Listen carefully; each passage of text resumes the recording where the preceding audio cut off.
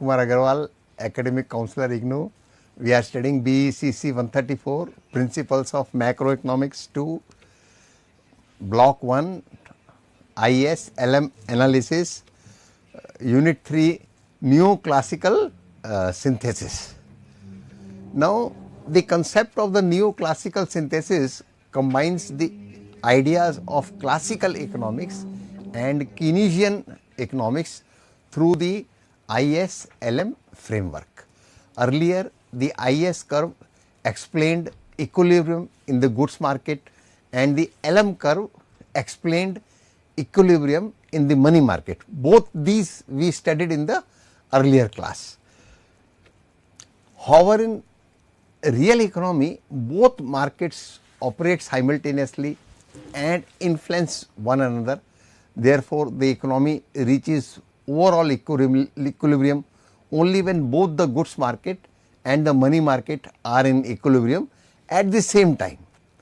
The IS-LM model provides a framework to determine the equilibrium level of income output and the equilibrium rate of interest simultaneously. It also explains how changes in fiscal policy, monetary policy and market disturbances affect the economy. Through this model, economists are able to analyze how economies adjust toward equilibrium and how different economic conditions create Keynesian or classical outcomes. Simultaneously, equilibrium refers to a situation where both the goods market and the money market are in equilibrium at the same time. In the IS-LM framework, this equilibrium is represented by the intersection point of the IS curve and the LM curve. The IS curve represents the combinations of income and interest rates, whereas the goods market is in equilibrium. Similarly, the LM curve represents all combinations of income and interest rates where the money market is in equilibrium. The point where these two curves intersect gives the unique equilibrium combination of income and interest rate for the economy.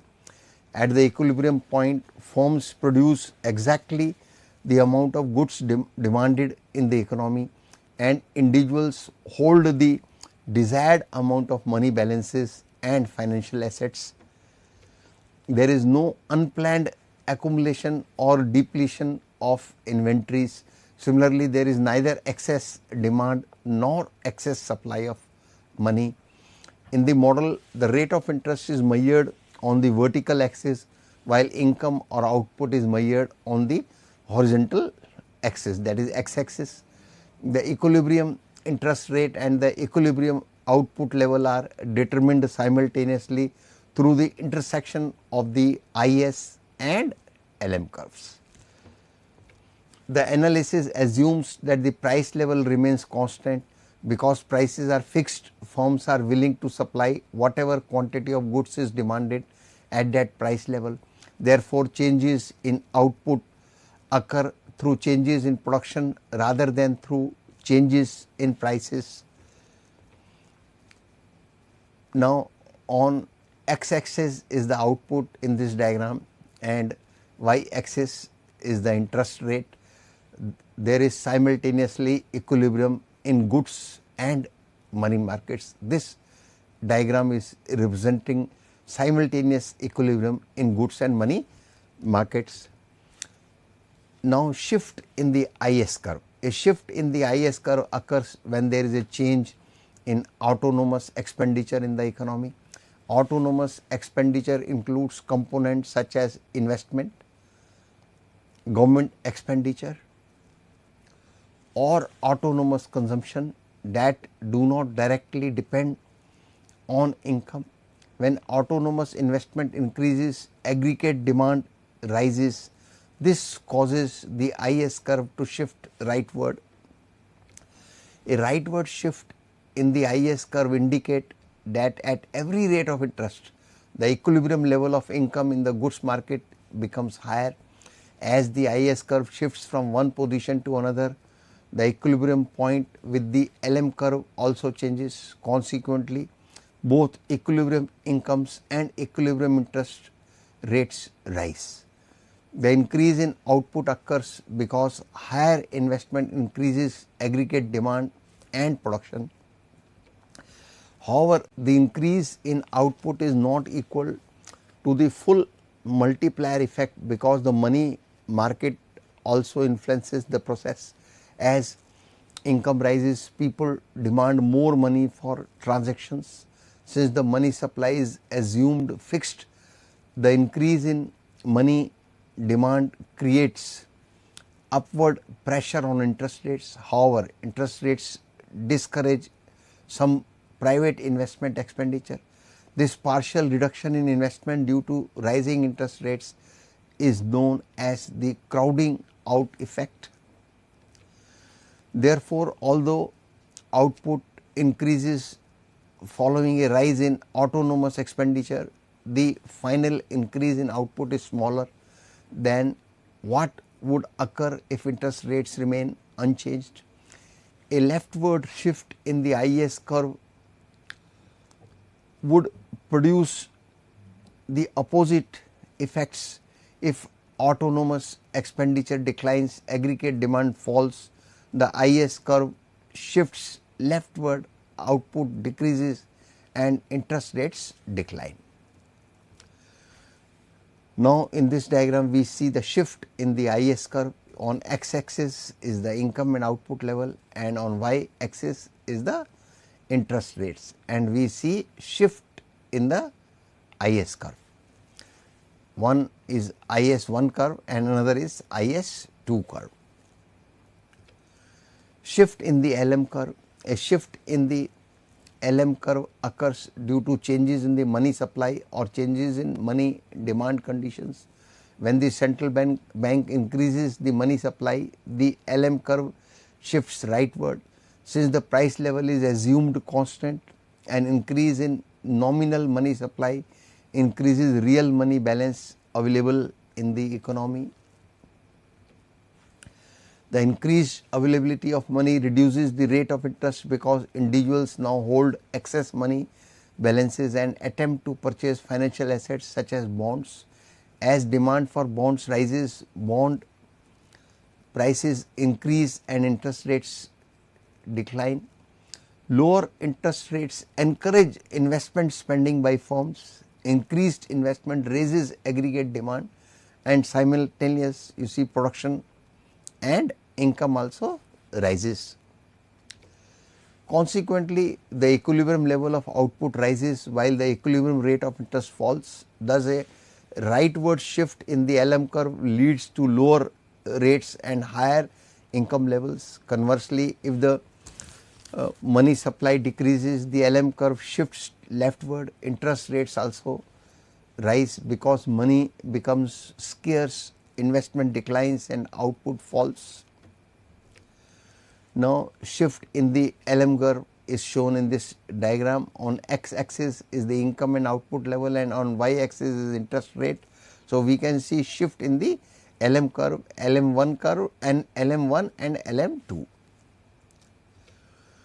Equilibrium and adjustment process in the IS-LM model. The IS-LM model not only explains equilibrium but also explains how the economy adjusts when disequilibrium exists.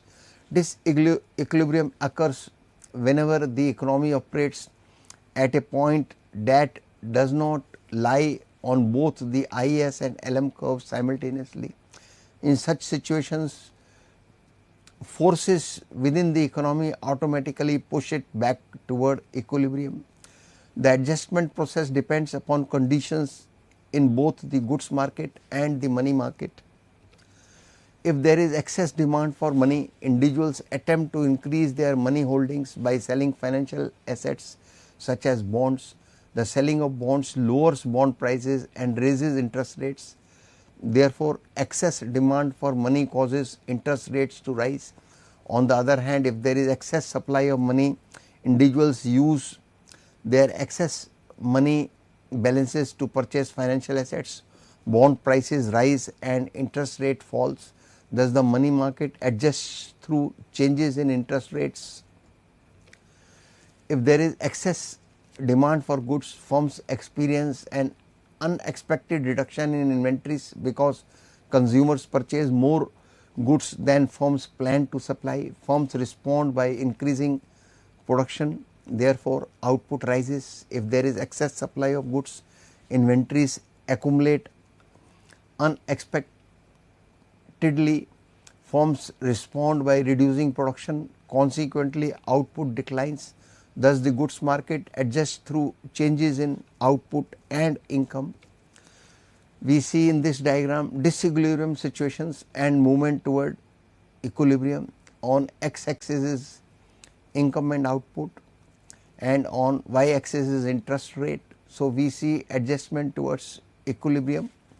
We see LM curve and IS curve, they intersect, and you see at point E, and 0 to YO is on the x axis, and 0 to IO is you see on the y axis.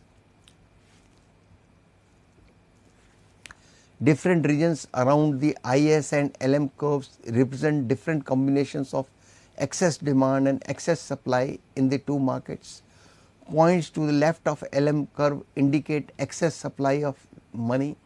Points to the right of LM curve indicate excess demand for money. Points to the left of the IS curve indicate excess demand for goods.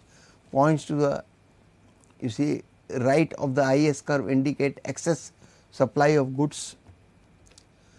Suppose the economy is at a point where there is excess demand for money and excess supply of goods.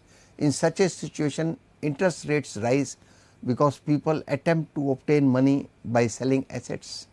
Output falls because firms reduce production due to unsold inventories. The economy continues adjusting through changes in output and interest rates until it reaches the equilibrium point where both markets clear simultaneously. The adjustment mechanism demonstrates the stability of the IS-LM model. Any disturbance or shock pushes the economy away from equilibrium temporarily, but market forces gradually restore equilibrium. Now, in this diagram we see disequilibrium situations and movement toward equilibrium. On x axis is income and output, on y axis is interest rates. You see, we see LM curve and IS curve. So, this diagram is about adjustment process in the economy. Now, classical and Keynesian zones in the IS-LM model.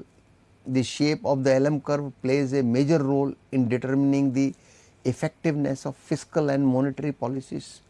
Two extreme cases are particularly important: the Keynesian range and the classical range.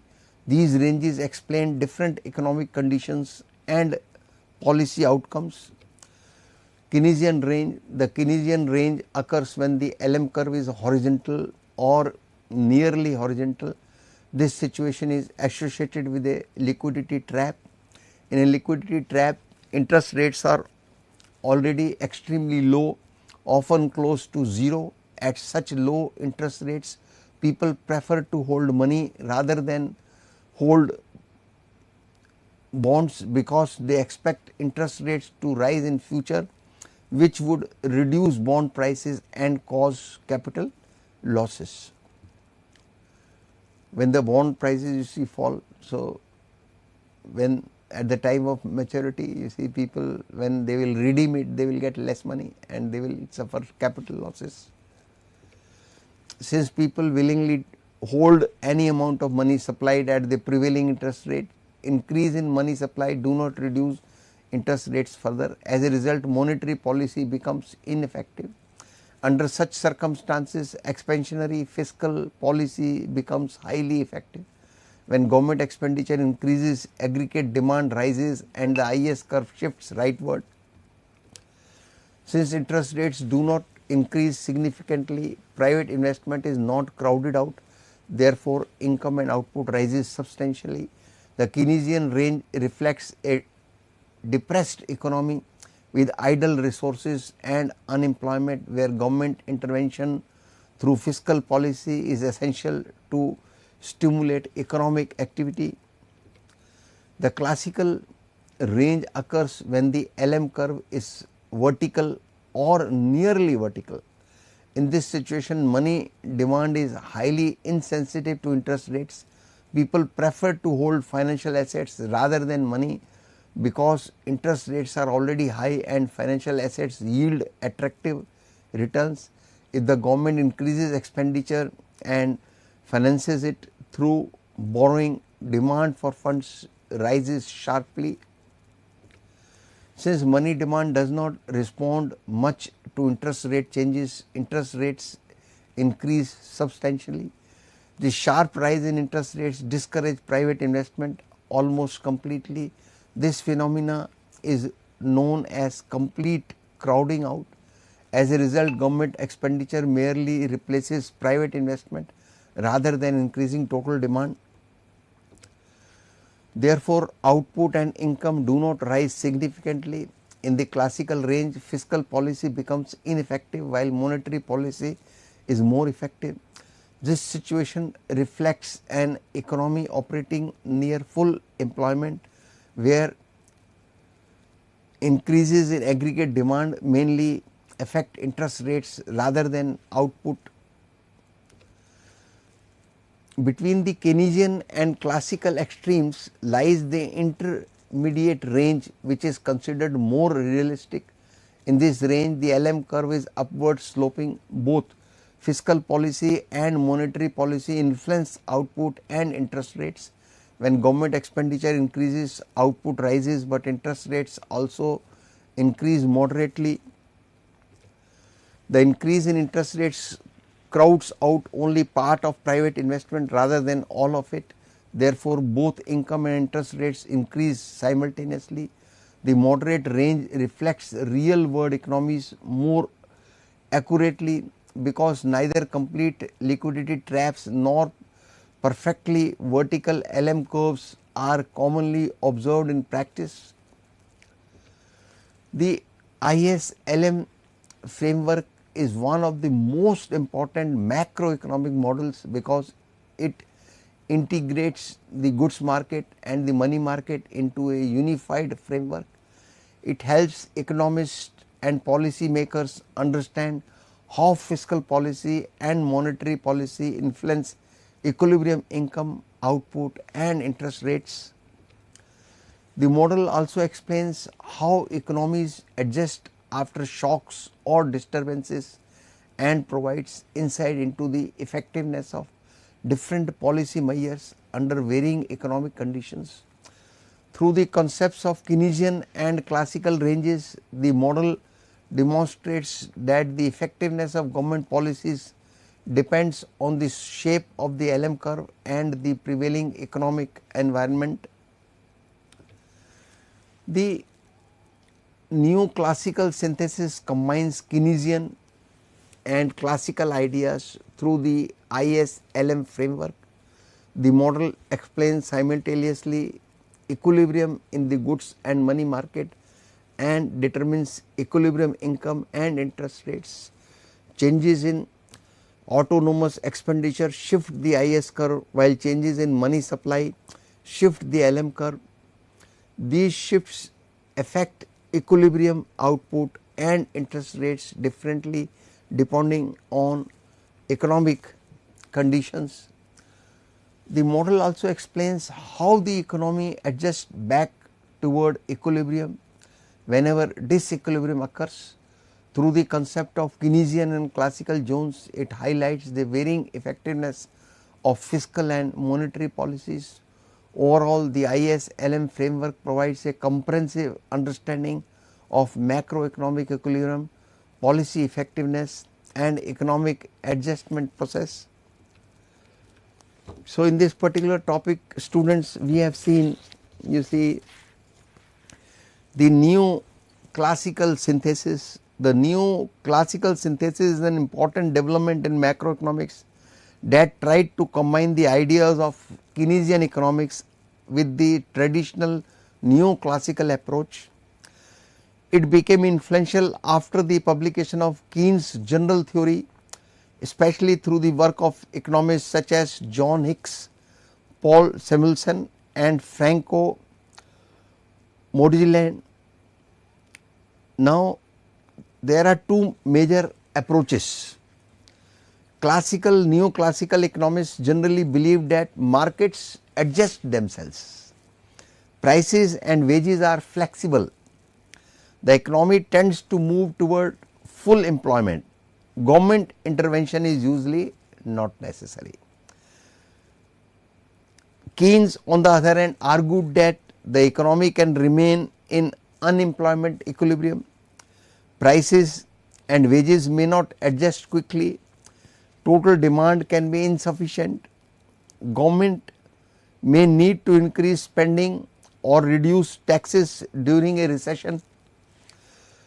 The neoclassical synthesis tried to say that both approaches can be correct, but under different circumstances. The main ideas, the simplest way to understand the neoclassical synthesis is, in the long run the neoclassical view is more important, in the short run the Keynesian view is more useful. Suppose an economy experiences a sudden fall in demand, people buy fewer cars, clothes and other goods. Businesses respond by reducing production, reducing working hours and possibly laying off workers, reducing workers. According to Keynes, the government can increase demand through higher government expenditure or lower taxes, but over a longer period prices, wages, employment and production can adjust, bringing the economy closer to its normal full employment level.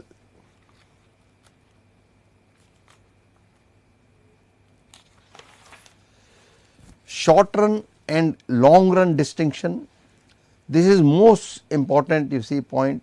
Under short run Keynesian ideas are important, under long run neoclassical ideas are important. Under short run prices and wages may be sticky, in the long run prices and wages can adjust. In the short run demand determines output to a large extent, in the long run supply and productive capacity become important. In the short run unemployment can exist, in the long run economy tends towards full employment. In the short run government intervention may be needed, in the long run market mechanism becomes more important. Now we can understand it by one example. Suppose a factory normally produces 1000 bicycles per month. Suddenly people become worried about the economy and stop buying bicycles. Now they are not buying bicycles. Demand falls to 700, instead of 1000 bicycles, 700 bicycles.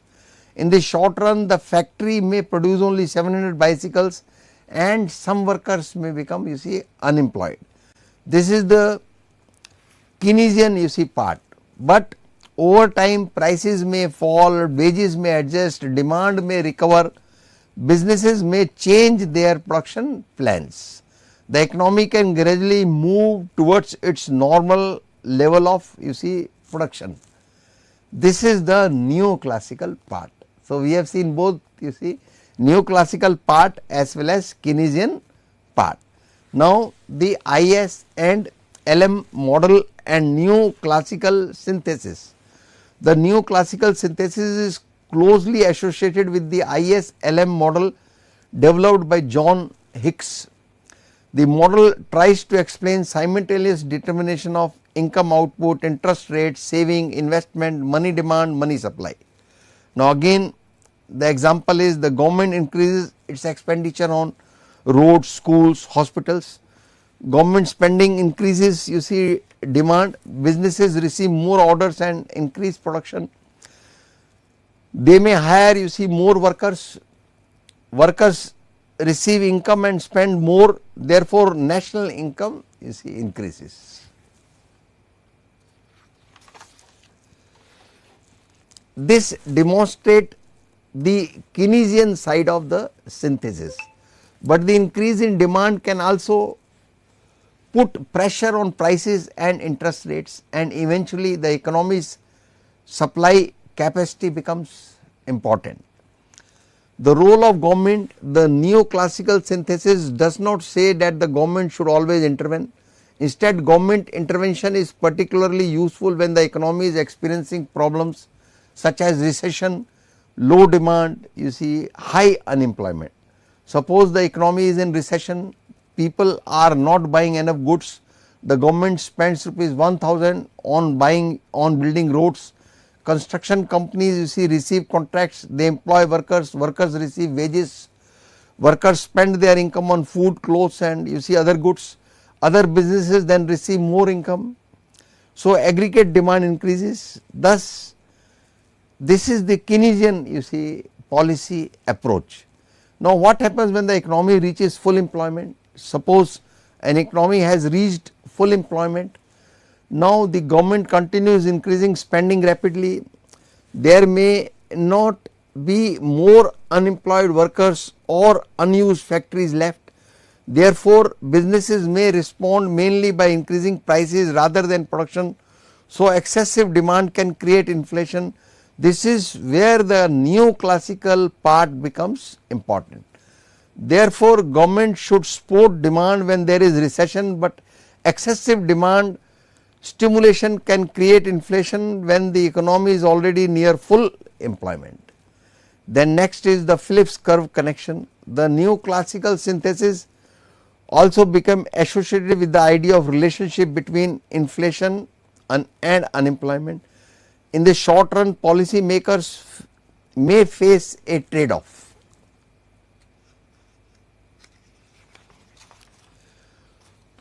More demand, higher production, more employment, lower unemployment, but too much demand, higher prices and higher inflation. However, in the long run this trade off is not permanent. Expectations about inflation become important. Now, imagine a village with 100 workers, normally all workers you see have jobs, suddenly people become afraid of an economic crisis and reduces their spending, shops sell fewer goods, businesses reduce production, now only 80 workers are you see needed, 20 will become you see unemployed, 20 workers become unemployed. Keynesian solution, the government starts a road building program, the 20 unemployed workers get jobs, they receive wages and spend money, demand rises, businesses increase production, neoclassical adjustment. Over time wages, price and business decisions adjust. The economy can you see move towards its normal unemployment level. Thus, the synthesis combines both explanations. Now,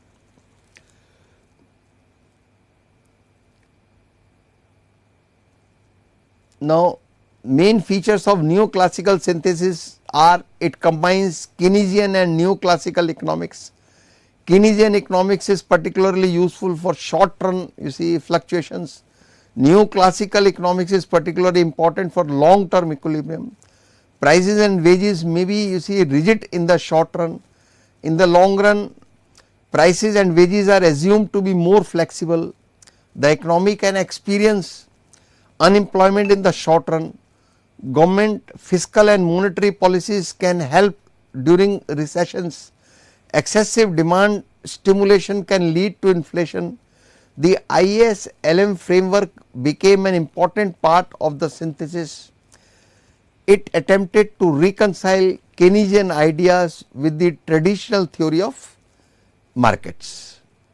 So, neoclassical synthesis is an approach that combines Keynesian macroeconomics for explaining short run fluctuations and unemployment with the neoclassical economics for explaining long term equilibrium and full employment.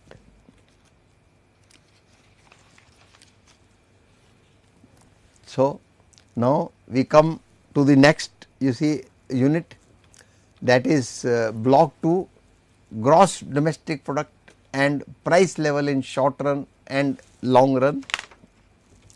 Now, aggregate demand, you see what do we mean by aggregate demand? Aggregate demand is one of the central concepts in macroeconomics. because it explains the total demand for goods and services in an economy at different price levels.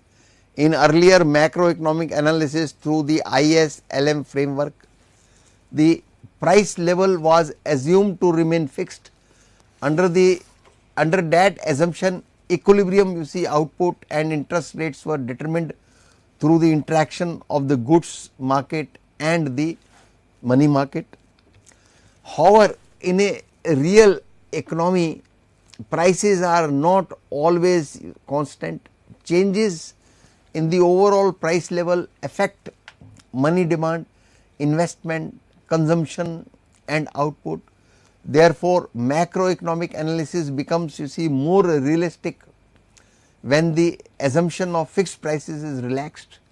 The aggregate demand curve is derived precisely to study the relationship between the overall price level and the equilibrium level of output in the economy.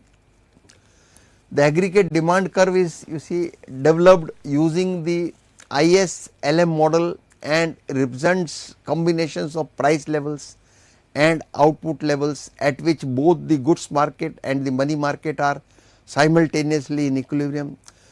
The unit also explains why the AD curve, aggregate demand curve, slopes downward, what causes shifts in the aggregate demand curve and how multiplier analysis works in the context of aggregate demand.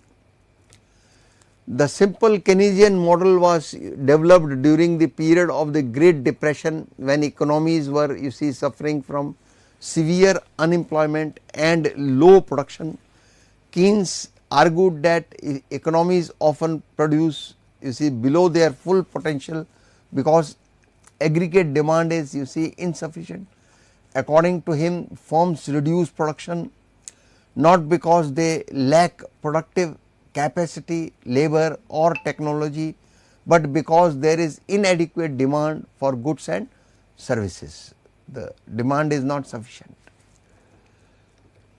In the Keynesian framework, aggregate demand determines the equilibrium level of output in the short run. When demand falls, firms cut production, income declines and unemployment rises.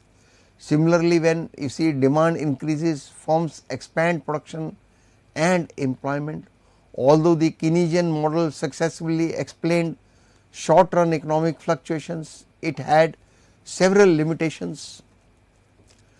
One major limitation of the simple Keynesian model is that it gives excessive importance to aggregate demand while largely ignoring aggregate supply.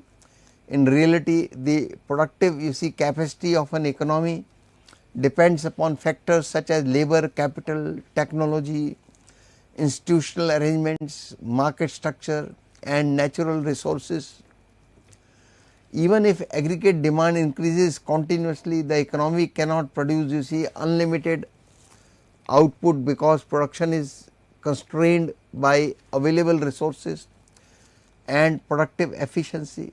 Therefore, supply side factors are equally important in determining economic growth and output. The simple Keynesian model fails to adequately incorporate these supply constraints into macroeconomic analysis.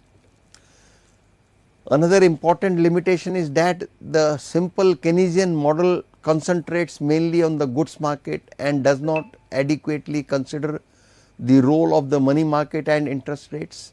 The Keynesian cross model explains equilibrium output through aggregate expenditure, but does not incorporate interactions between money demand, money supply and interest rates. As a result, the analysis remains partial rather than general. In reality, changes in income affect money demand, which in turn influences interest rates and investment. Therefore, equilibrium in the economy must be analyzed through simultaneous interaction between the goods market and the money market. This is achieved through the ISLM framework. The aggregate demand curve is therefore derived using the ISLM model because it incorporates both markets simultaneously. The aggregate demand curve shows the relationship between the overall price level in the economy and the total quantity of output demanded. Unlike an ordinary market demand curve studied in microeconomics, the aggregate demand curve does not represent the demand for a single commodity.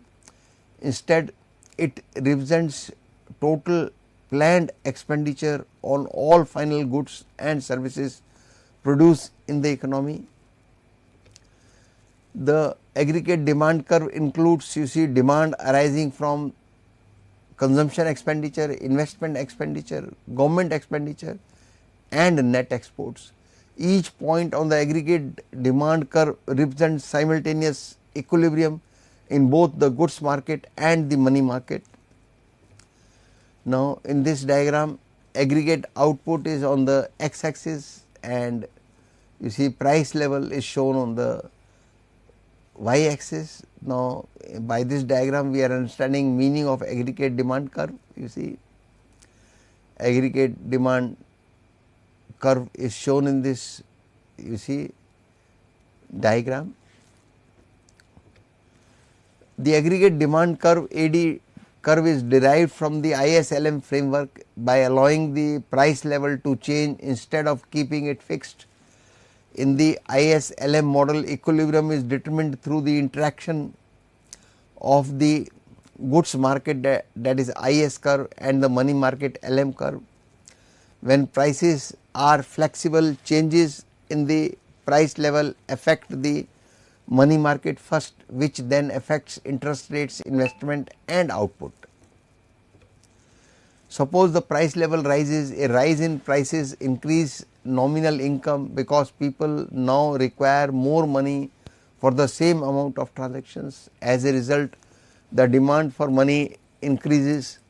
Since the money supply is assumed to remain fixed, there is excess demand for money in the economy. To restore equilibrium in the money market, the interest rates rises.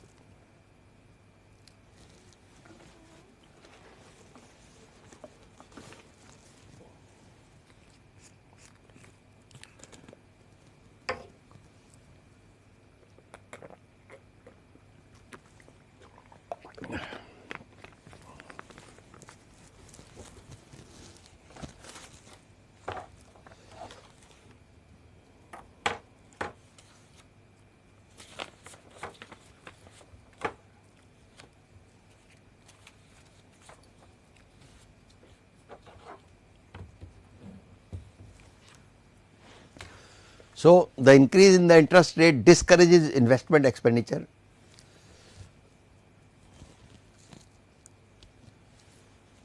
Because borrowing becomes more expensive for firms, they have to pay more interest rate.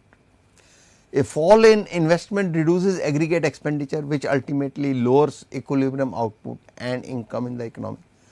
Thus, a higher price level leads to a lower level of output demanded. Similarly, when the price level falls, money demand decreases, interest rates decline, investment increases and equilibrium output rises. Therefore, there exists an inverse relationship between the price level and equilibrium output.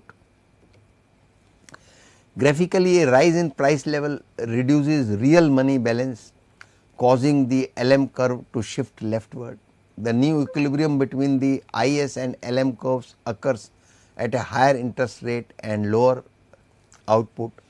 By plotting different equilibrium output levels corresponding to different price levels, we obtain the downward sloping aggregate demand curve. Now, we can see in these diagrams derivation of the aggregate demand curve. On x axis is income output, on y axis is interest rate,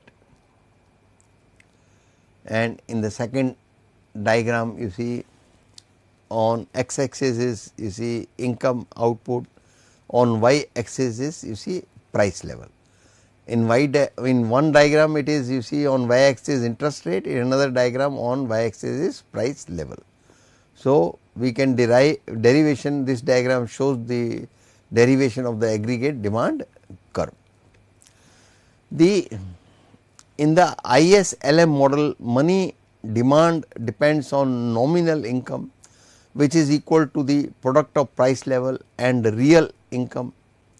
When the price level rises while real income remains constant, nominal income increases. Higher nominal income increases the demand for money, because people need more money for transactions.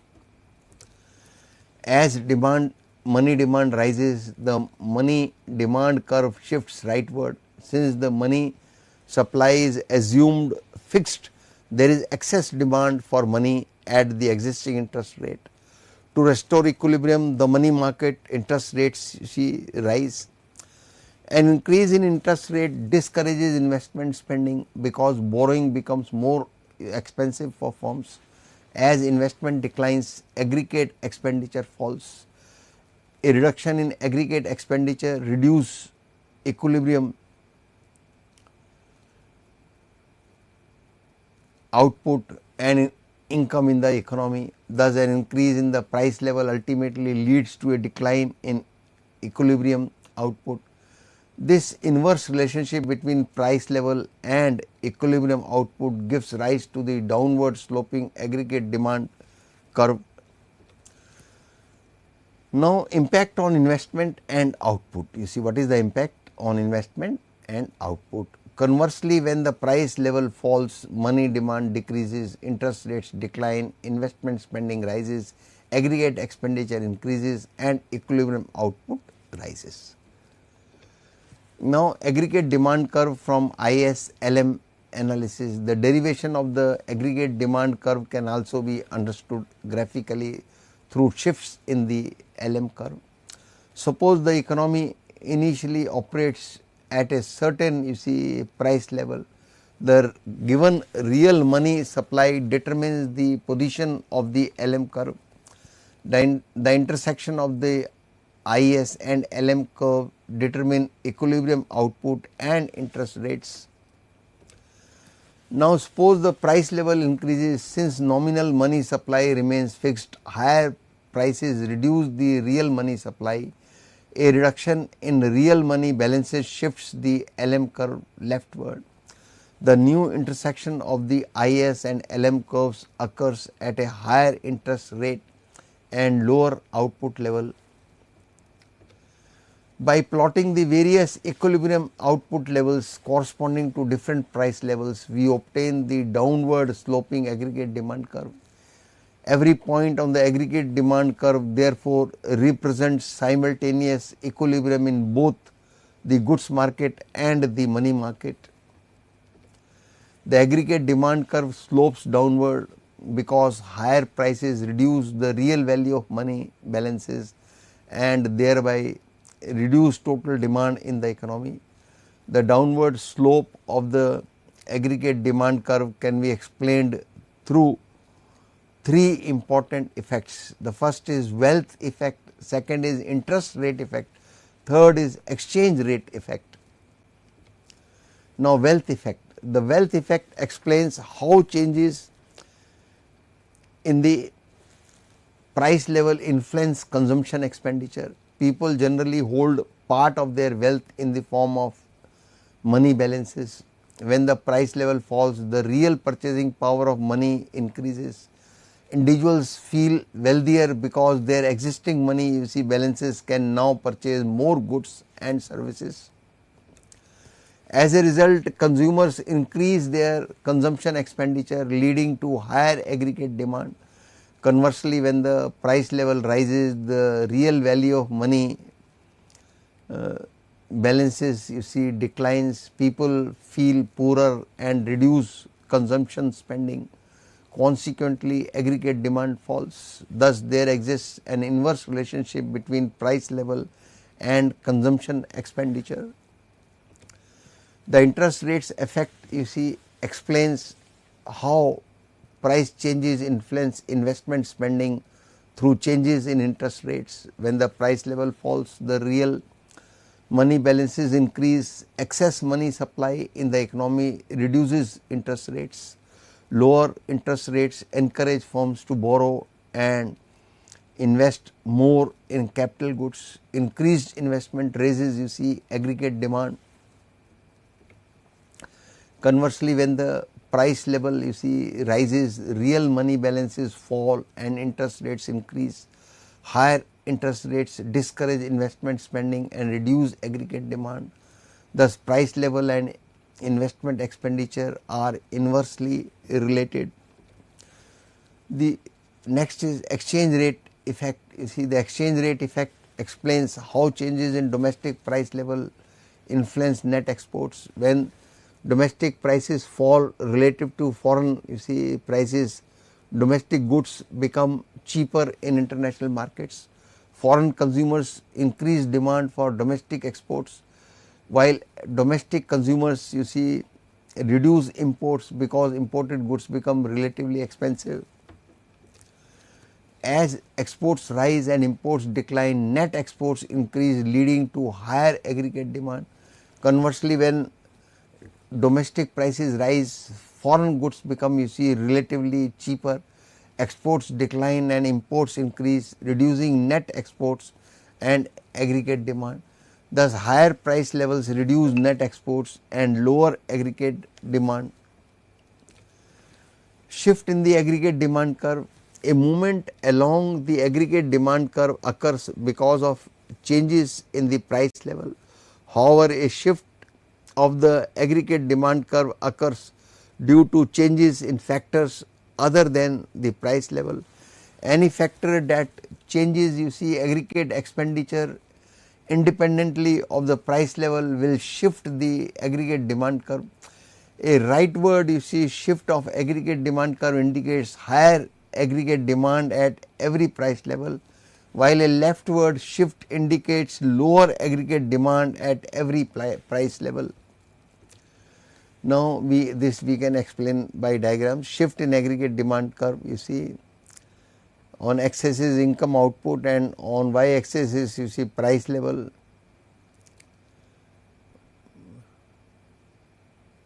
So, this is about shifts in aggregate, you see, demand curve. Factors causing shift in aggregate demand curve.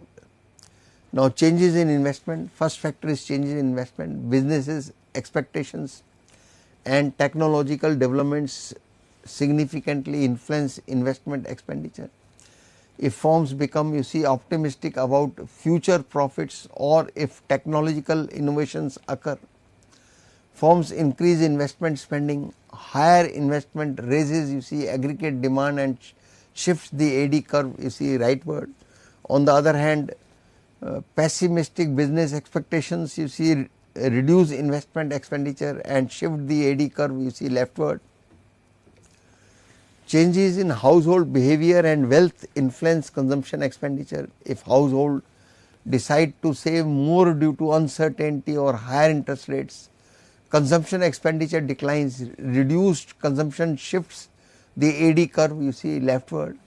Conversely, if household, you see, experience increases in wealth such as stock market gains, consumption rises, you see, higher consumption shifts the aggregate demand curve rightward. Next is changes in, you see, government expenditure. Government expenditure directly, you see, affects aggregate demand.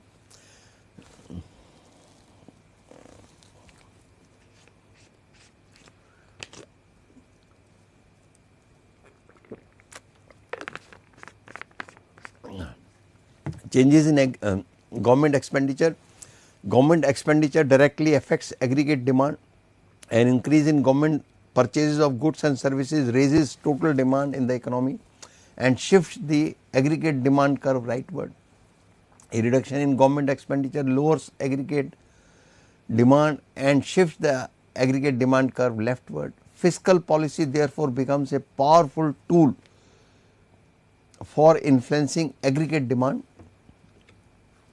Now, changes in taxes. Taxes affect disposable income and consumption expenditure. An increase in taxes reduces disposable income available to households. As disposable income falls, consumption expenditure declines and aggregate demand decreases. Conversely, tax reductions increase disposable income and encourage consumption expenditure, thereby shifting the AD curve you see rightward. Certain tax policies also influence investment decisions. Investment tax credits encourage firms to invest more and thus increase aggregate demand.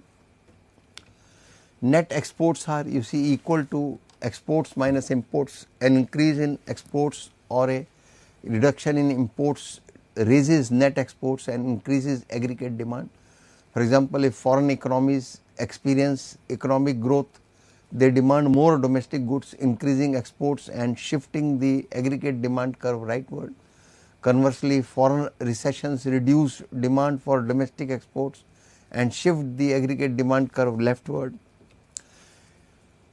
Now, changes in money supply. An increase in money supply reduces interest rates and encourages investment expenditure. Consequently, aggregate demand rises and the aggregate demand curve shifts rightward.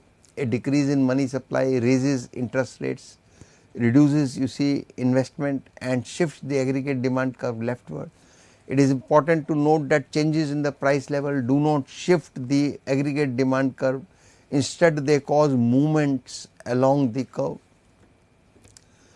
Multiplier analysis of the aggregate demand curve. The multiplier effect refers to the process through which an initial increase in spending leads to a larger increase in national income. In the aggregate demand framework, changes in autonomous you see expenditure shift the aggregate demand curve by an amount greater than the initial change because of multiplier effects. When price levels and interest rates are flexible, two important multipliers emerge: fiscal policy multiplier and monetary policy multiplier. The fiscal policy multiplier measures the change in national income resulting from a change in government expenditure while holding money supply constant. When government expenditure increases, the IS curve you see shifts rightward. This raises output and income. Fiscal policy multiplier, however, the final increase in income is smaller than the full shift of the IS curve, because higher income increases you see money demand, which raises interest rates and partial crowds out private investment. Thus, the income of the fiscal expansion is moderated by interactions between the goods market and the money market. Monetary policy multiplier. The monetary policy multiplier measures the changes in national income resulting from a change in money supply while holding government expenditure and taxes constant. An increase in money supply shifts the LM curve rightward, you see, reducing interest rates and stimulating you see investment expenditure. Higher investment raises output and income. However, the increase in income is smaller than the complete shift in the LM curve, because rising income increases money demand and partially offsets the fall in interest rates. Therefore, the monetary policy multiplier also operates through interactions between the money market and the goods market. A relationship between IS, LM shifts and aggregate demand. The aggregate demand curve shifts whenever you see changes in policy variables or autonomous expenditures you see after equilibrium output at different price levels. However, not every shift in the IS or LM curve necessarily shifts the AD curve. If shifts in IS and LM curves offset one another such that equilibrium output remains unchanged, the aggregate demand curve may remain in the same position. Thus, the effect on aggregate demand you see depends ultimately on whether equilibrium output changes.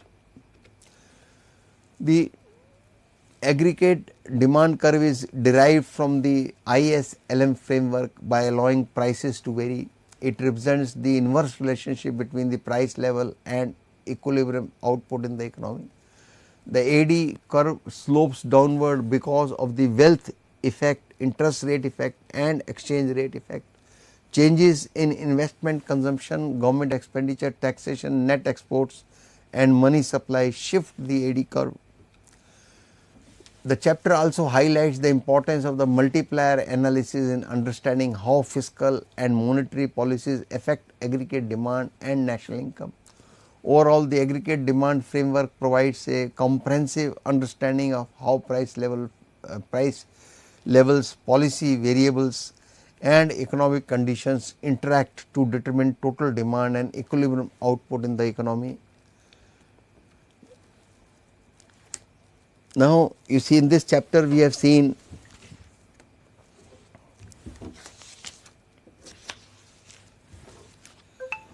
now what is aggregate demand. You see, aggregate demand means the total demand for all goods and services in an economy during a particular period of time, usually a year. In simple words, aggregate demand is equal to total spending by all sectors of an economy on goods and services in a particular period, that is usually a year, a financial year. For example, imagine the whole Indian economy in 1 year.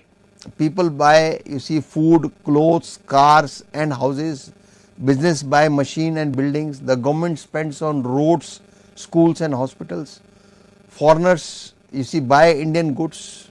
All this spending together is called, you see, aggregate demand.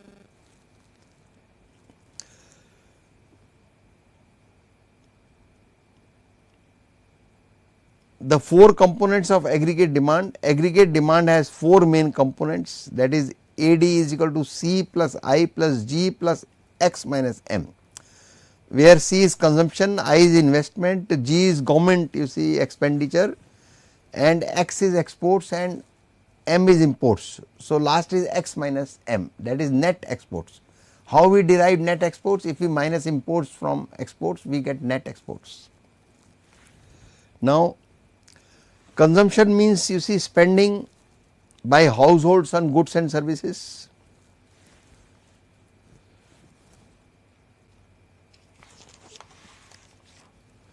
Investment, you see, in macroeconomics, investment does not simply mean buying shares or stocks.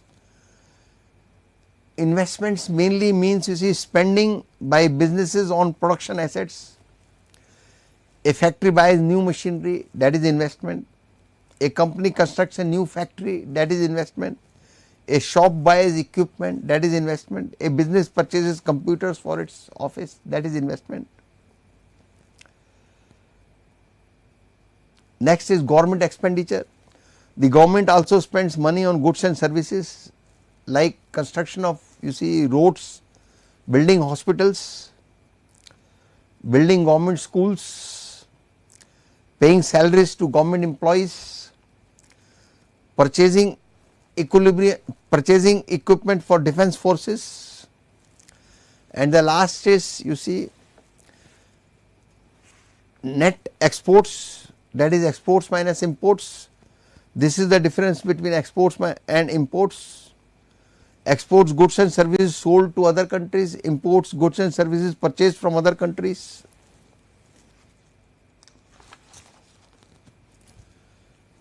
So, now we are concluding this chapter. So, in this chapter we have seen the aggregate demand curve is derived from the ISLM framework by allowing prices to vary. It represents the inverse relationship, you see, between price level and equilibrium output in the economy. The relationship is inverse. If one item rises, the other, you see, decreases. If there is direct relationship, if one item rises, other also rises. So, there is no direct relationship, it is inverse relationship. So, the aggregate demand curve is derived from the ISLM framework by allowing prices to vary. It represents the inverse relationship between price levels and equilibrium output in the economy. The aggregate demand curve slopes, you see, downward because of the wealth effect, interest rate effect, exchange rate effect, changes in investment, consumption, government expenditure, taxation, net exports, that is export minus import, and money supply shift the, all these things they shift the aggregate demand curve. It also highlights the importance of multiplier, you see, analysis in understanding how fiscal and monetary policies affect aggregate demand and national income.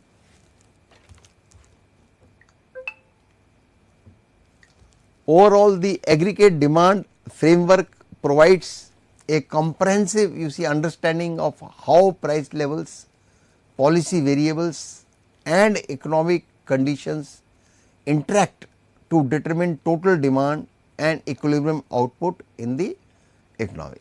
So, students, we are closing this session. Thank you very much, students.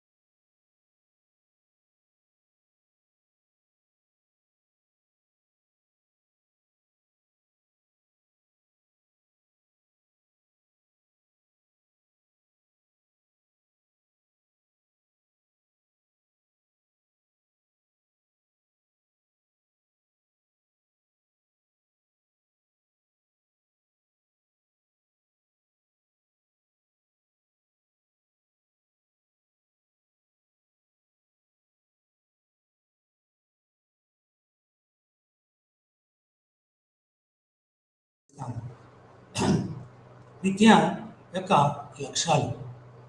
విద్య అనేది ప్రతి ఒక్కరికి అవసరం.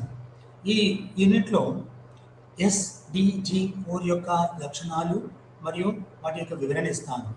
మరియు భారతదేశ విద్యా విధానానికి మరియు SDG4కి మధ్య సంబంధాన్ని ఏర్పరచడం మరియు ఎంపిక చేసిన ఉదాహరణకు ఉపయోగించి SDG4ను నెరవేర్చడమే లక్ష్యంగా ఉన్న భారతీయ విద్యా విధానాన్ని వివరించడం జరుగుతుంది. అయితే విద్య అనేది ప్రతి దేశానికి, ప్రతి మానవునికి కంపల్సరీ అవసరం. విద్య అనేది కరోనా వైరస్ వ్యాప్తి కారణంగా పాఠశాలలు మూసివేసి ఆన్లైన్ బోధనకు మారినప్పుడు ఉపాధ్యాయులు భౌతిక తరగతి గదులు లేకుండా విద్యార్థులకు ఎలా పాఠాలు చెప్పాలని దాని గురించి కాకుండా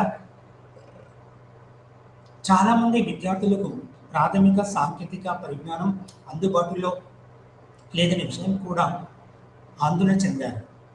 అయితే ఈ మహమ్మారి పేద ధనిక వర్గాల మధ్య అంతరాన్ని పెంచడమే కాకుండా దానిని మరింత తీవ్రతరం చేసిందని, అసమానతలను పెంచిందని ఉపాధ్యాయ వర్గం మరియు విధాన రూపకర్తలు గ్రహించారు. ఒక పరిశోధన అధ్యయనం ప్రకారం బీహార్కు చెందిన ఒక పాఠశాల ఉపాధ్యాయుడు కేవలం 40 నుండి 50% మంది విద్యార్థులకు మాత్రమే ఇంటర్నెట్ అందుబాటులో లేవని నివేదించారు. యునెస్కో 2021 ప్రకారం వాస్తవానికి ముఖ్యంగా పేద కుటుంబాల విద్యార్థులకు డిజిటల్ పరికరాలు మరియు నమ్మకమైన మౌలిక సదుపాయాలను పొందడమే అతిపెద్ద సవాలుగా కొనసాగుతుందని ఈ అధ్యయనం కనుగొంది. డిజిటల్ అంతరంతో పాటు వలస వెళ్ళిన తల్లిదండ్రుల పిల్లలు, బాల కార్మిక వ్యవస్థ, ఆడపిల్లల చదువుకు మగపిల్లలకే ప్రాధాన్యత ఇవ్వటం వంటివి కూడా అభ్యాసనకు ఆటంకం కలిగించాయి. అయితే ఈ కారణాలు చెప్పవచ్చును. దేనికి? విద్య, డిజిటల్, ఏదైతే కరోనా వైరస్ మూలంగా పేదవాళ్ళు, తర్వాత ఇంట్లో అమ్మాయికి చదువు చెప్పకుండా అబ్బాయికి ఎక్కువ ప్రాధాన్యత ఇవ్వడం, ఇవన్నీ కూడా చూడడం జరిగింది.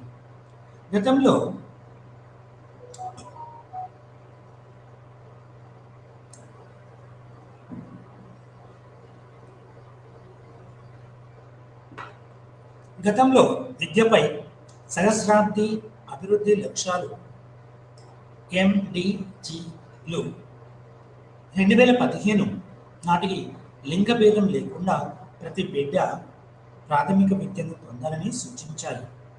బాల్య దశ సంరక్షణ మరియు విద్యను విస్తరించడానికి, మెరుగుపరచడానికి, హాజరు శాతాన్ని పెంచడానికి మరియు పిల్లలకు ఉచిత నాణ్యమైన విద్యను అందించడానికి చర్యలు తీసుకోవాలని కూడా MDG అజెండా అంటే సహస్రాబ్ది అభివృద్ధి లక్ష్యాలు అజెండా పిలుపునిచ్చింది.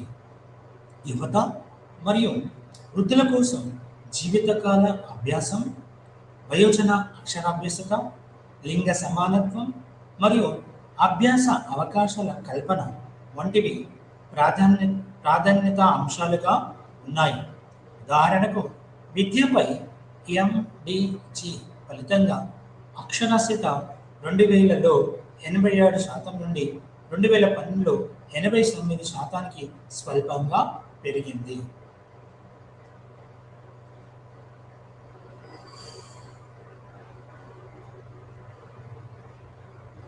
పదిహేను నుండి 24 సంవత్సరాల వయస్సు గల అభ్యాసకులు ఐక్యరాజ్య సమితి ప్రకారం 2018లో ప్రపంచ స్థాయిలో దాదాపు 258 మిలియన్ల మంది పిల్లలు మరియు యువత ఇంకా పాఠశాలకు దూరంగా ఉన్నారు. ఐక్యరాజ్య సమితి సుస్థిర అభివృద్ధి లక్ష్యాలు SDGలు ప్రతిపాదించిన కొత్త విద్యా లక్ష్యం బాలికలు మరియు బాలురందరూ పూర్తి ఉచిత, సమానమైన మరియు నాణ్యమైన ప్రాథమిక మరియు మాధ్యమిక విద్యను పొందాలి అనే ప్రకటనతో MDGల కంటే మరింత సమగ్రంగా చేరుకోవడానికి ప్రయత్నించింది.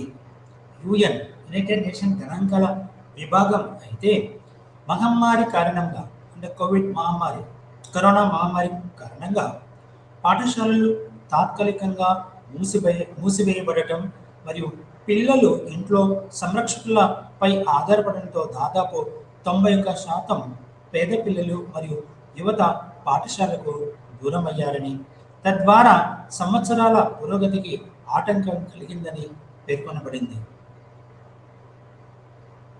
ఐక్యరాజ్యసమితి సుస్థిర అభివృద్ధి నివేదిక 2021 ప్రకారం ఈ మహమ్మారి 20 సంవత్సరాల విద్యా విజయాలను తుడిచిపెట్టింది. ఈ విషయంలో బలహీన మరియు అట్టడుగు వర్గాలతో సహా అందరికీ పాఠశాల విద్యకు ఉచిత ప్రాప్యతను అందించేందుకు విద్యకు ఒక విధానంగా మరియు ఆచరణగా ప్రాధాన్యతనిచ్చేలాగా ప్రపంచవ్యాప్తంగా ఉన్న ప్రభుత్వాలతో తన పనిని ముమ్మరంగా చేయాలని ఐక్యరాజ్యసమితి ఉద్దేశిస్తుంది.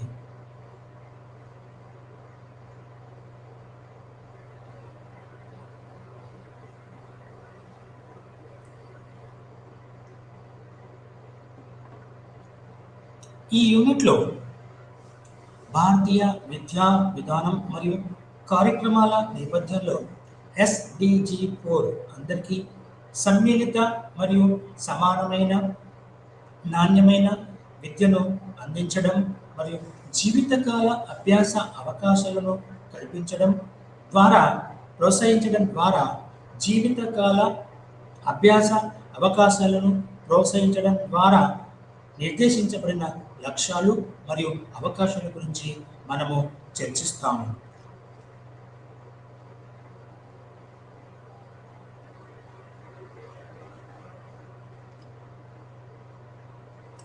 SDG 4 యొక్క లక్ష్యాలు.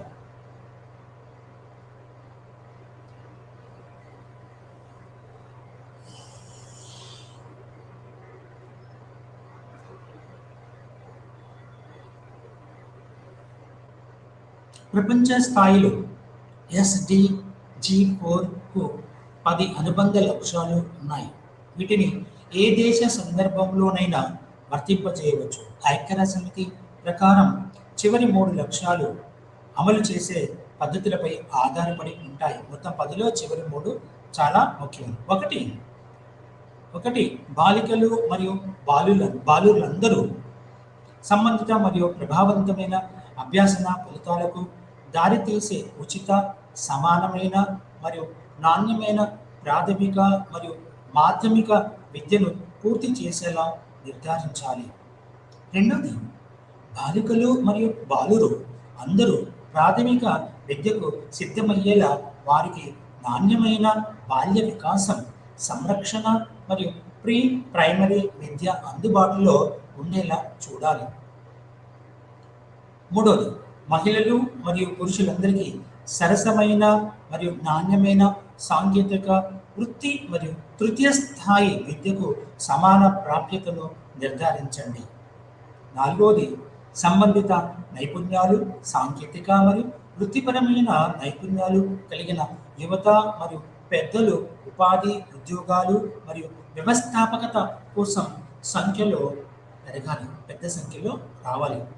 ఐదవది, విద్యలో లింగ అసమానతలను తొలగించి వికలాంగులు, గిరిజనులు మరియు బలహీన పరిస్థితుల్లో ఉన్న బలహీన వర్గాల పరిస్థితుల్లో ఉన్న పిల్లలతో సహా బలహీన వర్గాల వారికి అన్ని స్థాయిల్లో విద్య మరియు వృత్తి శిక్షణను సమాన ప్రాప్యతను నిర్ధారించాలి. ఆరవది, యువత అందరూ మరియు పురుషులు, స్త్రీలు అనే తేడా లేకుండా గణనీయమైన సంఖ్యలో పెద్దలు అక్షరాస్యత మరియు సంఖ్యాశాస్త్రం సాధించేలా చూడాలి. ఏడవది, సుస్థిర అభివృద్ధిని ప్రోత్సహించడానికి అవసరమైన జ్ఞానం మరియు నైపుణ్యాలను అభ్యాసకులందరూ పొందేలాగా చూడాలి. ఇందులో భాగంగా విద్య ద్వారా ఇతర అంశాలు కూడా ఉంటాయి.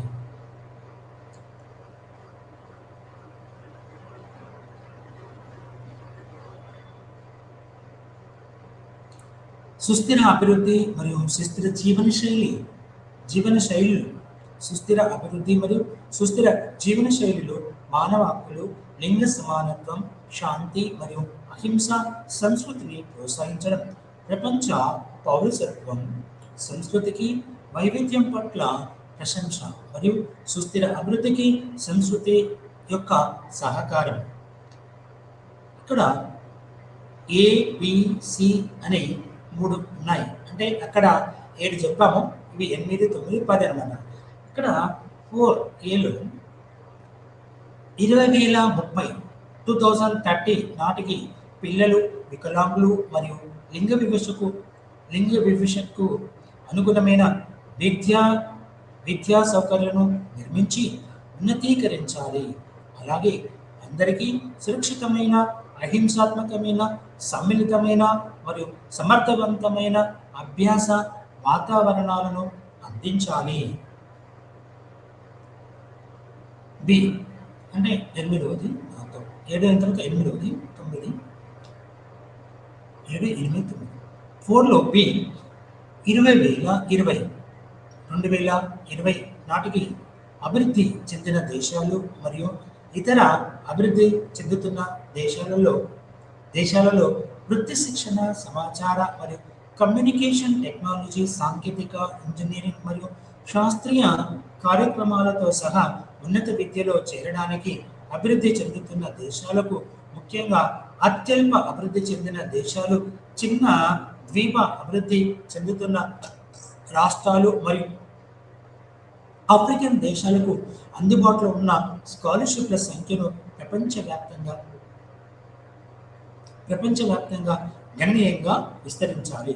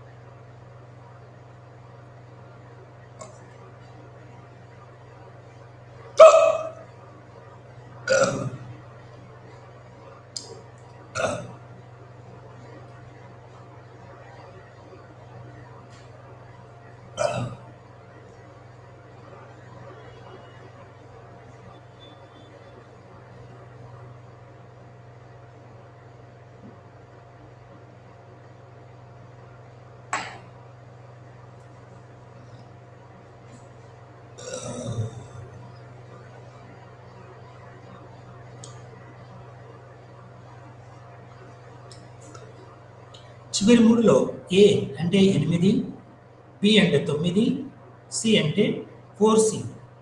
ఇవి 3వది. 2030 నాటికి సి అంటే 10వది. ఈ 3 ముఖ్యమైనవి చెప్తున్నారు.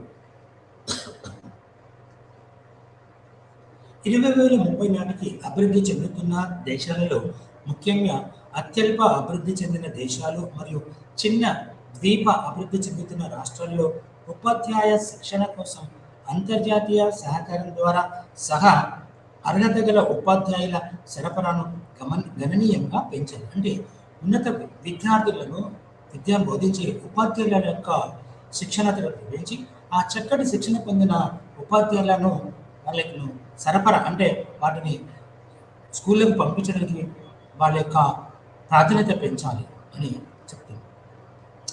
జాతీయ విద్యా విధానం NEP నేషనల్ ఎడ్యుకేషన్ పాలసీ 2020 జాతీయ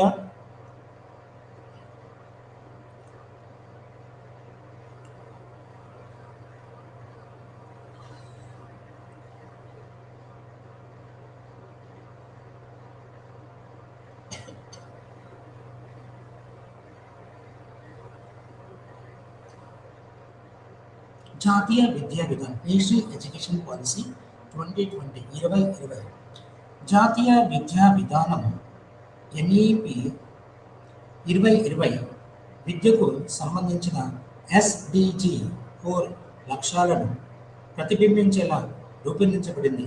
ఎస్డిజి లక్ష్యాలను సాధించడానికి మొత్తం విద్యా వ్యవస్థను పునర్వ్యవస్థీకరించాలని ఈ విధానం నొక్కి చెబుతుంది. నైపుణ్యం కలిగిన శ్రామిక శక్తికి పెరుగుతున్న డిమాండ్ను దృష్టిలో ఉంచుకొని విజ్ఞాన శాస్త్రాలు, సాంఘిక శాస్త్రాలు మరియు మానవీయ శాస్త్రాలలో బహుళ విషయాల ఆధారిత విధానాన్ని ఎన్ఈపి లక్ష్యంగా పెట్టుకుంది. ఉదాహరణకు వాతావరణ మార్పు, సహజ వనరుల క్షీణత, ప్రకృతి మరియు మానవ నిర్మిత విపత్తులు, మహమ్మారి, అంటువ్యాధులు మొదలైన వాటి వల్ల సమాజంలోని ఆర్థికంగా మరియు సామాజికంగా వెనుకబడిన వర్గాలపై పడుతుంది. తీవ్ర ప్రభావం బహుళ విషయాల ఆధారిత అభ్యాసన ఆవశ్యకతను పెంచుతుంది. తక్కువ పాఠ్యాంశాల నుండి ఎక్కువ అభ్యాసం వైపు మారడానికి పిల్లలను మునిపెన్నడూ లేనంతగా విస్తృత అవకాశాలు కల్పించాలని ఈ విధానం సూచిస్తుంది.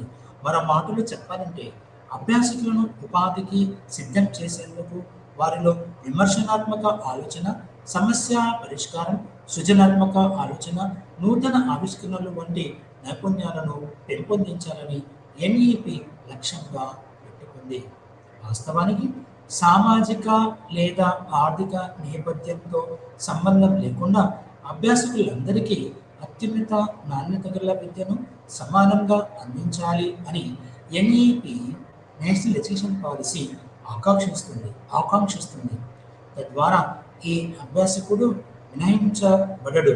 జాతీయ విద్యా విధానం 2020 మనం విద్యను సాధ్యమైనంత వరకు సమ్మిళితం చేసినప్పుడు సమాజ సభ్యులు స్వయంగా సంఘటితమై దేశం ఎదుర్కొంటున్న పెరుగుతున్న అభివృద్ధి సవాళ్లను పరిష్కరించగలిగే సమ్మిళిత సమాజాన్ని సాధించడానికి అది మనకు వీలు కల్పిస్తుంది. దీనిని సాధించడానికి ఎన్ఈపి బహుళ విషయ సంస్థలను స్థాపించాలని కోరుకుంటుంది. ఉదాహరణకు artificial intelligence, AI, big data analysis, nanotechnology, neuroscience వంటి అభివృద్ధి చెందుతున్న రంగాల్లో నిపుణులను తీర్చిదిద్దాలని ఎన్ఈపి లక్ష్యంగా పెట్టుకుంది. వాస్తవానికి అండర్ గ్రాడ్యుయేట్ స్థాయిలో ఆరోగ్యం, పర్యావరణం మరియు సుస్థిర జీవనం వంటి రంగాల్లో పైన పేర్కొన్న అభివృద్ధి చెందుతున్న రంగాలను అనువర్తింప చేయడం ద్వారా అభ్యాసకుల ఉపాధి అవకాశాలను మెరుగుపరచాలని ఎన్ఈపి కోరుకుంటుంది. ఎన్ఈపి నేషనల్ ఎడ్యుకేషన్ పాలసీ కోరుకుంటుంది.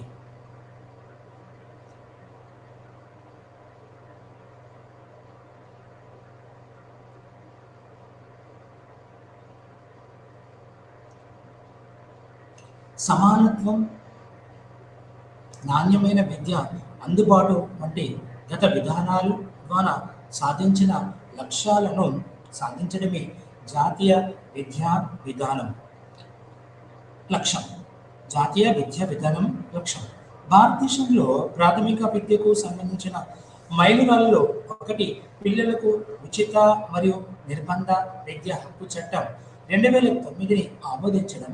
దీని ప్రకారం 6 నుండి 14 సంవత్సరాల వయసు గల ప్రతి బిడ్డను పాఠశాలలో చేర్పించాలి.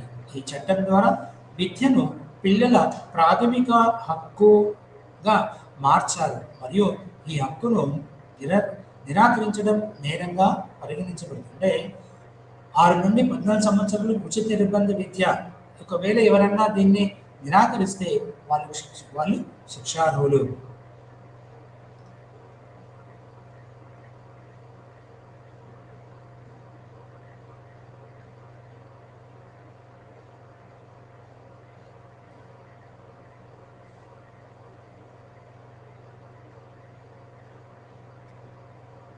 అయితే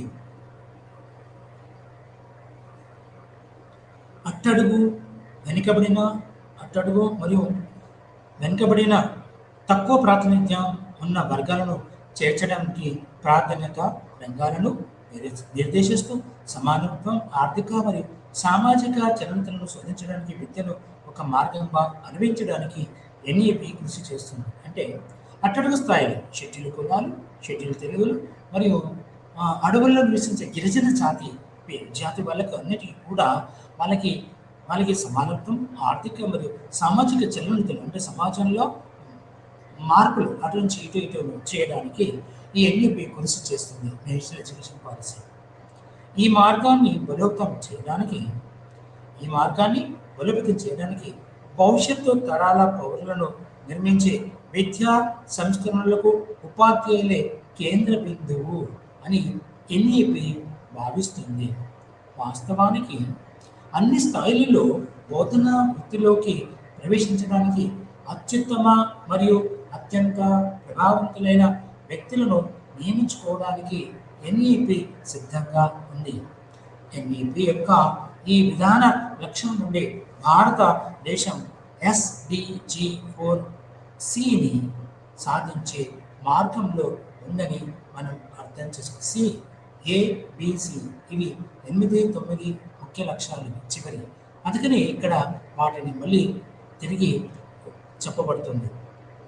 పాఠశాల వ్యవస్థ యొక్క ప్రధాన లక్ష్యం ముఖ్యంగా తక్కువ ఆదాయ కుటుంబాల పిల్లలు పాఠశాల విద్యకు హాజరై దానిని పూర్తి చేసేలా చూడడం. ఒక అంచనా ప్రకారం 6 నుండి 8 తరగతులకు స్థూల నమోదు నిష్పత్తి 91% ఉండగా 9 నుండి 10 మరియు 11 నుండి 12 తరగతులకు ఇది సుమారుగా 79.3 మరియు 56.5% ఉంది. జాతీయ నమూనా సర్వే సంస్థ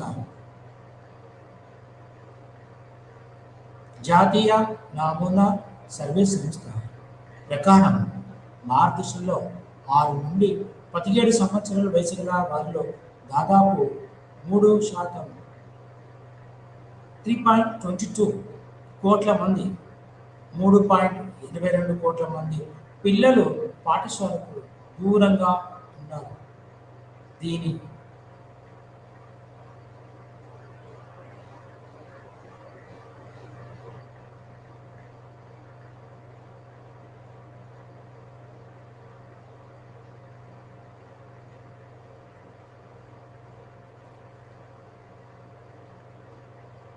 అయితే కొంతమంది పిల్లలు పాఠశాలకు దూరంగా ఉన్నారు.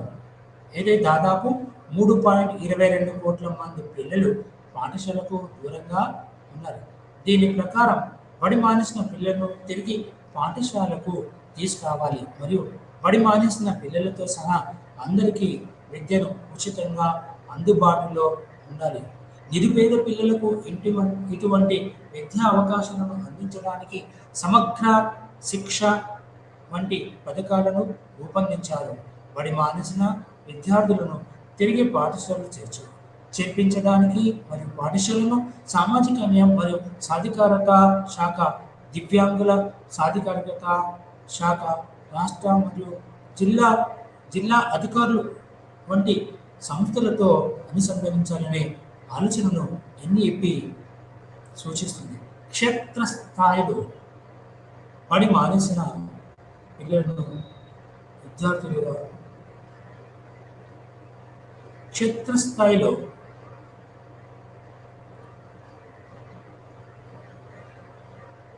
బడి మానేసిన పిల్లలను క్రమం తప్పకుండా పాఠశాలకు హాజరయ్యేలాగా ప్రోత్సహించి తద్వారా వారి అభ్యాసన సామర్థ్యాలను మెరుగుపరచడానికి ఉపాధ్యాయులు, తల్లిదండ్రులు మరియు సమాజంలో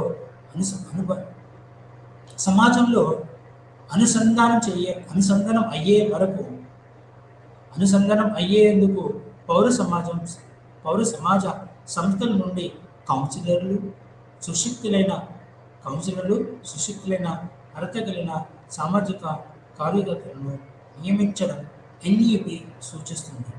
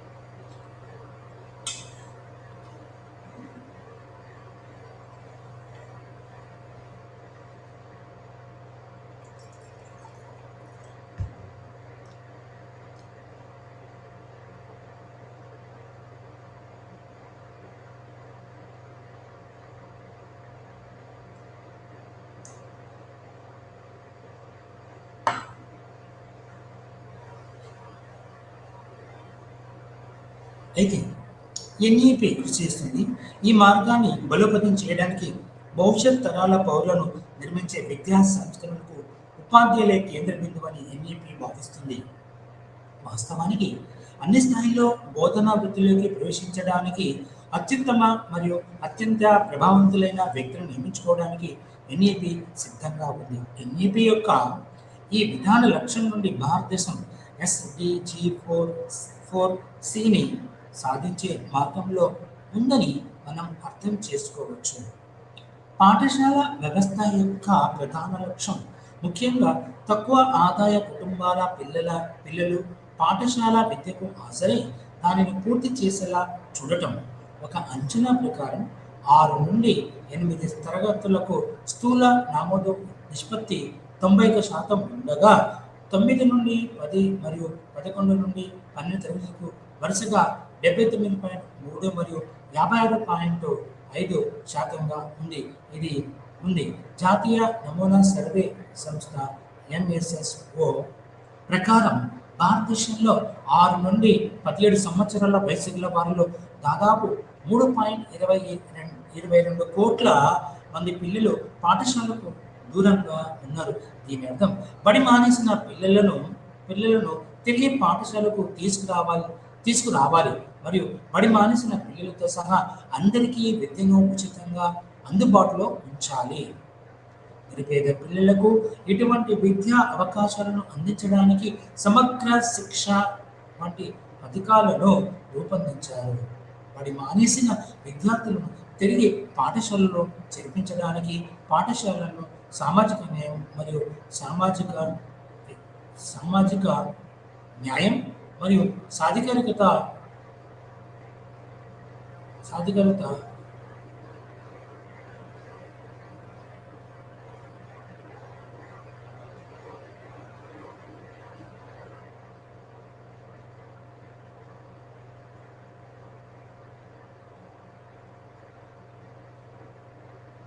అయితే నిరుపేద పిల్లలకు ఇటువంటి విద్యా అవకాశాలను అందించడానికి సమగ్ర శిక్షణ వంటి పథకాలను రూపొందించారు.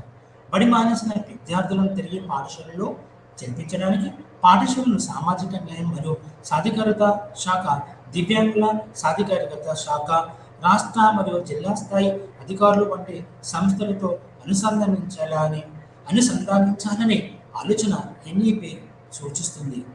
క్షేత్రస్థాయిలో బడి మానేసిన పిల్లలను క్రమం తప్పకుండా పాఠశాలకు హాజరయ్యేలా ప్రోత్సహించి తద్వారా వారి అభ్యాసన సామర్థ్యాలను మెరుగుపరుచుకోవడానికి ఉపాధ్యాయులు, తల్లిదండ్రులు మరియు సమాజాలతో అనుసంధానం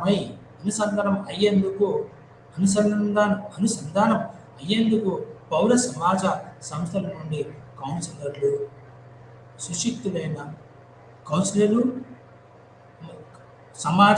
పౌర సమాజ సంస్థల నుండి కౌన్సిలర్లు, సుశిక్షితులైన అర్హత కలిగిన సామాజిక కార్యకర్తను నియమించుకోవాలని ఎన్ఈపి సూచిస్తుంది.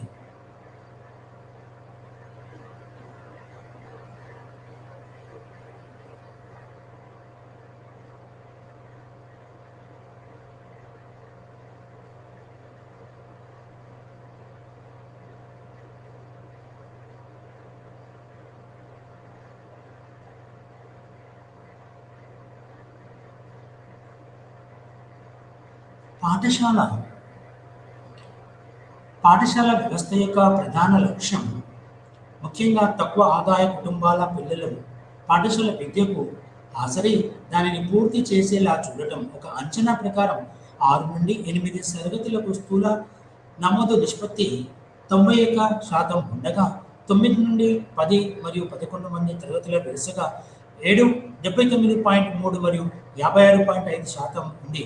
జాతీయ నమూనా సర్వే సంస్థ ఎన్ఎస్ఎస్ఓ ప్రకారం భారతదేశంలో 6 నుండి 17 సంవత్సరాల వయసు గల వారిలో దాదాపు 3.22 కోట్ల మంది పిల్లలు పాఠశాలకు దూరంగా ఉన్నారు. దీని అర్థం బడి మానేసిన పిల్లలను తిరిగి పాఠశాలకు తీసుకురావాలి మరియు బడి మానేసిన పిల్లలతో సహా అందరికీ విద్యను ఉచితంగా అందుబాటులో ఉంచాలి.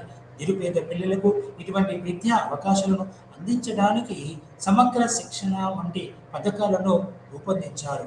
బడి మానేసిన పిల్లలను తిరిగి పాఠశాలలో చేర్పించడానికి పాఠశాలలను సామాజిక న్యాయం మరియు సాధికారికత శాఖ, దివ్యాంగుల సంబంధిత దివ్యాంగుల సాధికారత శాఖ మరియు మరియు జిల్లా స్థాయి అధికారులు వంటి సంస్థలతో అనుసంధానించాలనే ఆలోచన ఎన్ఈపి సూచిస్తుంది. క్షేత్రస్థాయిలో బడి మానేసిన పిల్లలను క్రమం తప్పకుండా పాఠశాలకు హాజరయ్యేలా ప్రోత్సహిస్తుంది. తద్వారా వారి అభ్యాసన సామర్థ్యాలను మెరుగుపరుచుకోవడానికి ఉపాధ్యాయులు, తల్లిదండ్రులు మరియు సమాజంతో అనుసంధానం అయ్యేందుకు సమాజంతో అనుసంధానం అయ్యేందుకు పౌర సమాజ సంస్థల నుండి కౌన్సిలర్లు, సుశిక్షితులైన అర్హత కలిగిన సామాజిక కార్యకర్తలను నియమించాలని ఎన్ఈపి సూచిస్తుంది.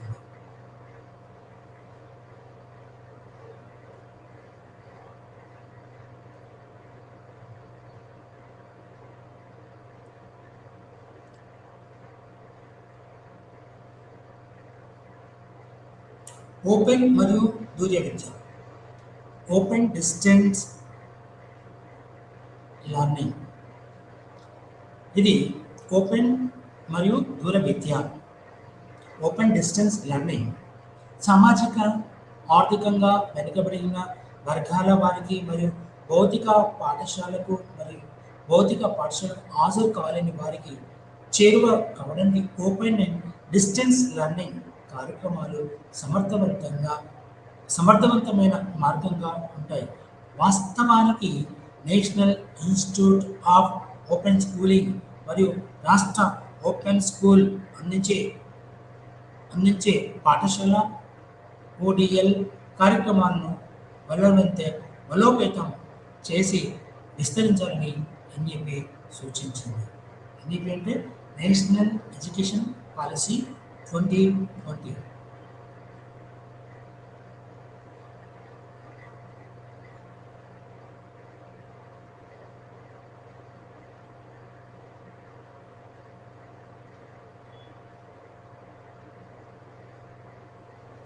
వృత్తి విద్య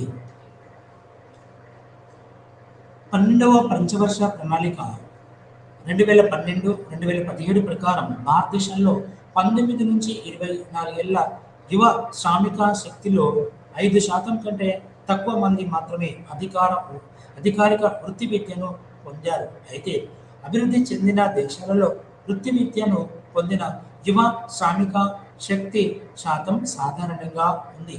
ఉదాహరణకు దక్షిణ కొరియా 96%, జర్మనీ 75% మరియు యునైటెడ్ స్టేట్స్ ఆఫ్ అమెరికా 52% పై గణాంకాలు ఈ రంగంలో పురోగతిని వేగవంతం చేయాల్సిన ఆవశ్యకతను ఎంతగానో ఉందని వెల్లడిస్తున్నాయి.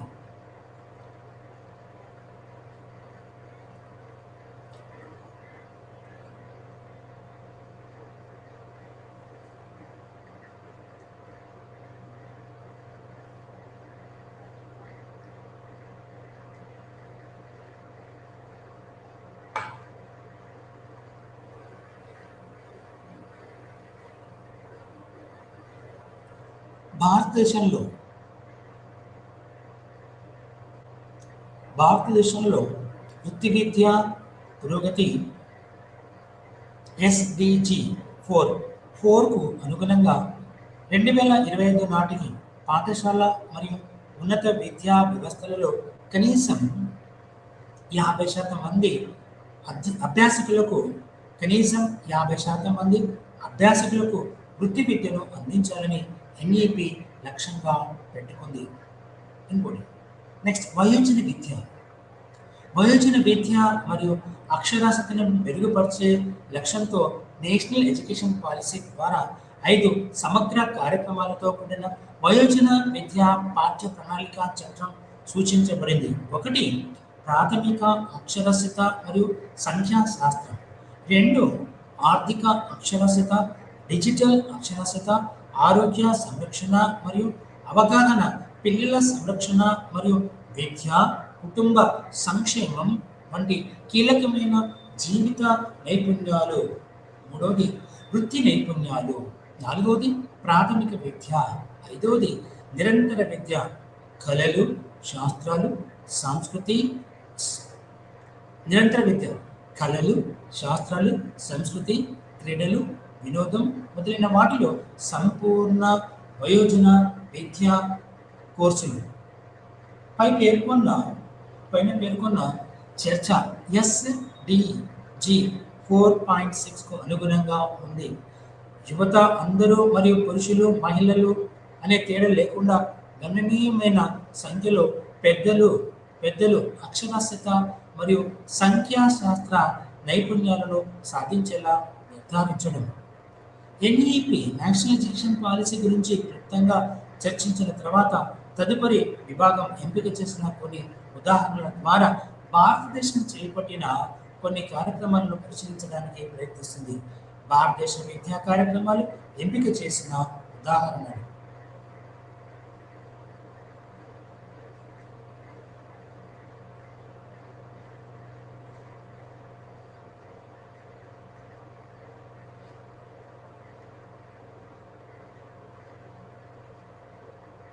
భారతదేశ విద్యా కార్యక్రమాలు ఉదాహరణలను ఎంచుకోవడం. సమగ్ర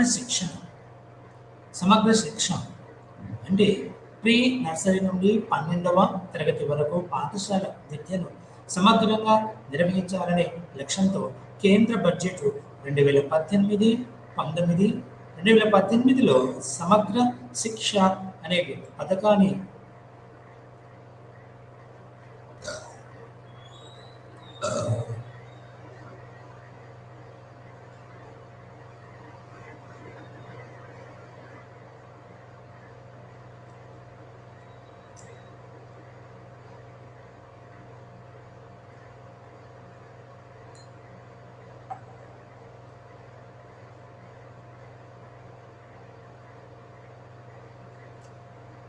సమగ్ర శిక్షణ ప్రీ నర్సరీ నుండి 12వ తరగతి వరకు పాఠశాల విద్యను సమగ్రంగా నిర్వహించాలనే లక్ష్యంతో కేంద్ర బడ్జెట్ 2018 సమగ్ర శిక్ష అనే పథకాన్ని తీసుకువచ్చింది. ఎలాంటి వివక్ష లేకుండా సమాన అవకాశాలు కల్పించడం మరియు సమానమైన అభ్యాసన ఫలితాలను సాధించడం ద్వారా పాఠశాలల సామర్థ్యాన్ని మెరుగుపరచడమే ఈ పథకం యొక్క ముఖ్య ఉద్దేశం. సమానమైన అభ్యాసన ఫలితాలు అంటే లింగం, పుట్టిన ప్రదేశం, కులం, మతం, వర్గం, వైకల్యం మొదలైన వాటితో సంబంధం లేకుండా ప్రతి విద్యార్థి తమ పూర్తి సామర్థ్యాన్ని సాధించడానికి అవకాశం కల్పించడం. ఉదాహరణకు స్మార్ట్ తరగతి గదులు, డిజిటల్ బోర్డులు, డైరెక్ట్ టు హోమ్ ఛానళ్లు వంటి డిజిటల్ సాంకేతిక పరిజ్ఞానాల ద్వారా విద్యను అందించడం దీని ముఖ్య ఉద్దేశాలలో ఒకటి. ముఖ్యంగా సమగ్ర శిక్షణ పథకం గతంలో ఉన్న సర్వ శిక్ష అభియాన్ SSA, సర్వ శిక్ష అభియాన్, రాష్ట్రీయ మాధ్యమిక శిక్ష అభియాన్ RMSA మరియు ఉపాధ్యాయ టీచర్ ఎడ్యుకేషన్ వంటి పథకాలను తనలో విలీనం చేసుకుంది. ఈ పథకం రాష్ట్ర, జిల్లా మరియు ఉపజిల్లా స్థాయిలతో పోల్చి వ్యక్తిగత స్థాయిలో అమలు వ్యూహాలను మరియు వనరులను సమన్వయం చేయడానికి ప్రయత్నిస్తుంది. వాస్తవానికి SDG 4.1 మరియు 4.5 4.1 మరియు 4.5లకు అనుగుణంగా సమ్మిళిత మరియు సమానమైన నాణ్యమైన పాఠశాల విద్యను అందించడమే దీని ప్రధాన లక్ష్యం. పాఠశాల విద్యలో సామాజిక మరియు లింగ అంతరాలను తగ్గించడం, విద్యలో వృత్తి నైపుణ్యాన్ని ప్రోత్సహించడం మరియు సామాజిక లింగ సమానత్వాన్ని పెంపొందించడం ఈ పథకం యొక్క ముఖ్య ఉద్దేశం. అంటే ఏంటి ఇక్కడ లింగం స్త్రీ పురుషులు ఆడ మగ అని తేడా లేకుండా సామాజికం కులం మతము భిన్న కులాలు విభిన్న మతాలు అందరూ కలిసి అందులో షెడ్యూల్ కులాలు షెడ్యూల్ తెగలు వెనుకబడిన తరగతుల వాళ్ళు గిరిజనుల ప్రాంతం చెందిన వాళ్ళందరూ కూడా సమానంగానే కూర్చోండి. అయితే వీటికి సామాజిక లింగ అంతరం తగ్గించడం విద్యలో వృత్తి నైపుణ్యాన్ని ప్రోత్సహించడం. అంటే విద్య రాగానే తనకు చదువుకున్న వాళ్ళు దాంతోపాటు వృత్తిని ఏదో ఒక హ్యాండ్ స్కిల్ చేతి వృత్తులు లేకపోతే సాంకేతిక పరిజ్ఞానంతో వాటిని ప్రోత్సహించడం మరియు సామాజిక లింగ సమానతను పెంపొందించడం ఈ పథకం యొక్క ముఖ్యం. అంటే విద్యతో పాటు వృత్తి నైపుణ్యం ప్రోత్సహించడం మరియు సామాజిక లింగ సమానత్వాన్ని పెంపొందించడం దీని యొక్క ముఖ్య ఉద్దేశం.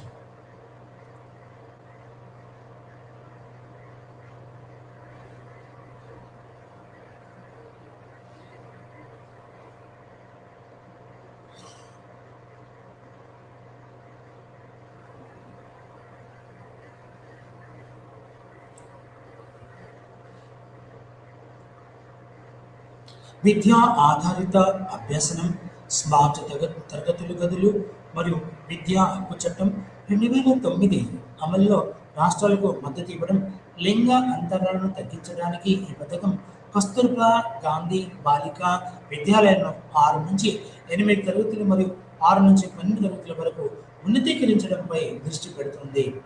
అదనంగా ఇది రాష్ట్ర విద్యా సంస్థలు మరియు జిల్లా విద్యా మరియు శిక్షణ సంస్థ డైట్ వంటి ఉపాధ్యాయ శిక్షణ నోడల్ ఏజెన్సీలను బలోపేతం చేయడానికి మరియు ఉన్నతీకరించడానికి ప్రయత్నిస్తుంది.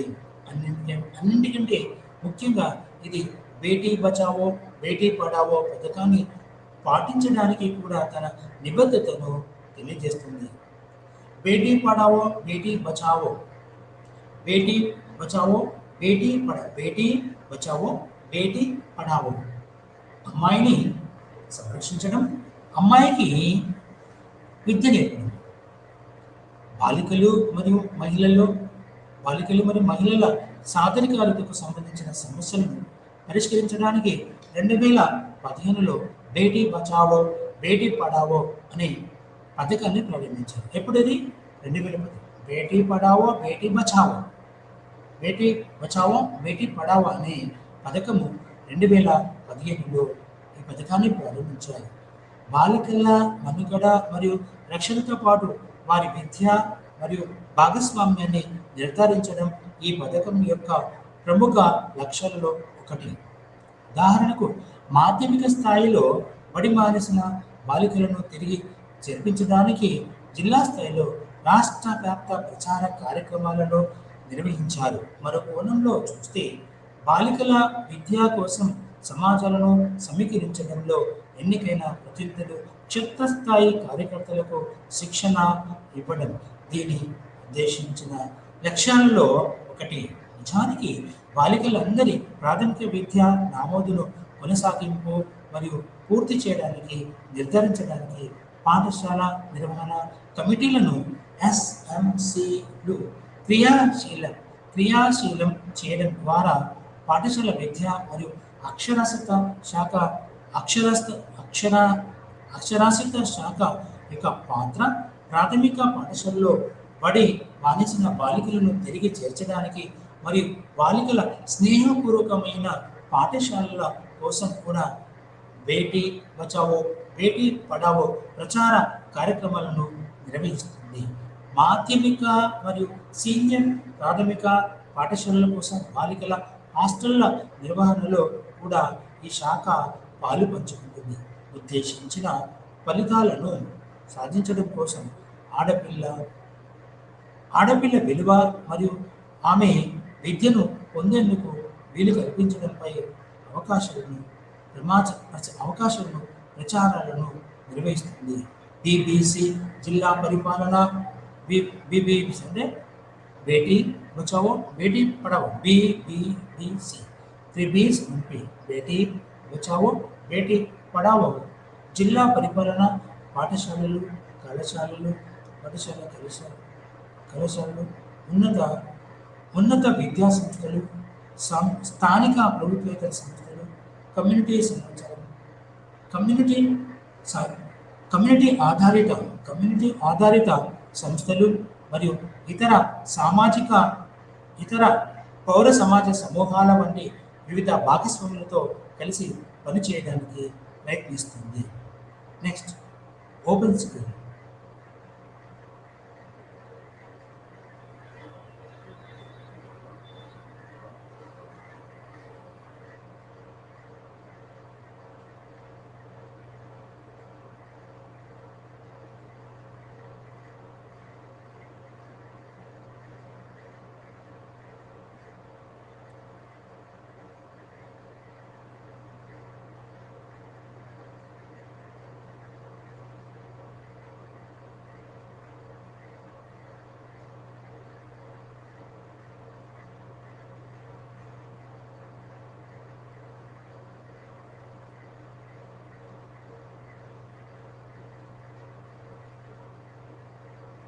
అయితే భారతదేశం అంతటా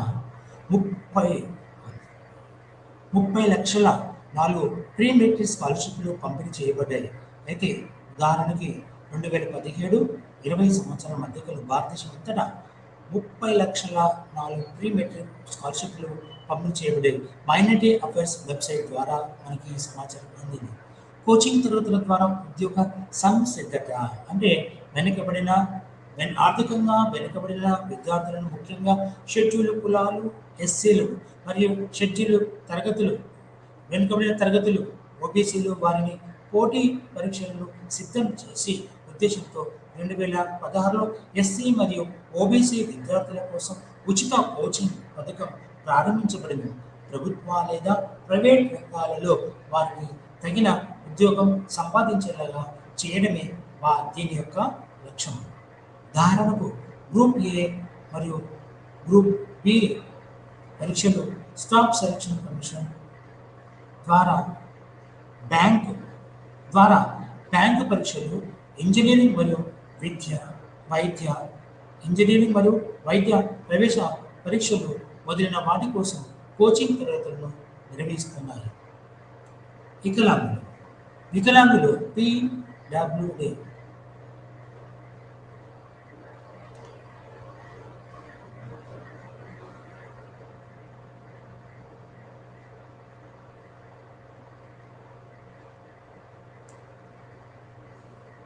వికలాంగుల హక్కుల చట్టం 2016 ప్రకారం ప్రామాణిక వైకల్యం ఉన్న ప్రతి బిడ్డ 18 ఏళ్ల వయసు వరకు తగిన వాతావరణంలో ఉచిత విద్యను పొందేలా ప్రభుత్వం మరియు స్థానిక అధికారులు నిర్ధారించాలని పేర్కొనబడింది. ఉచిత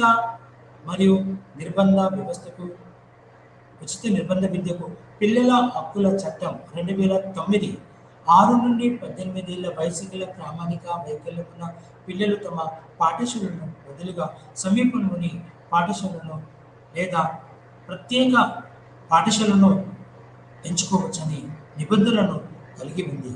పాఠశాల విద్యార్థులకు స్కాలర్షిప్లు అందుబాటులో ఉంటాయి.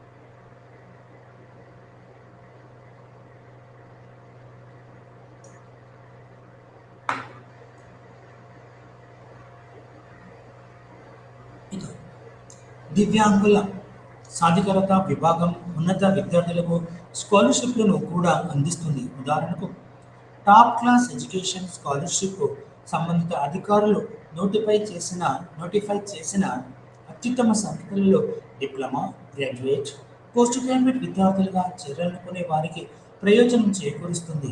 టాప్ క్లాస్ ఎడ్యుకేషన్ స్కాలర్షిప్ను 2015-16లో ప్రారంభించారు.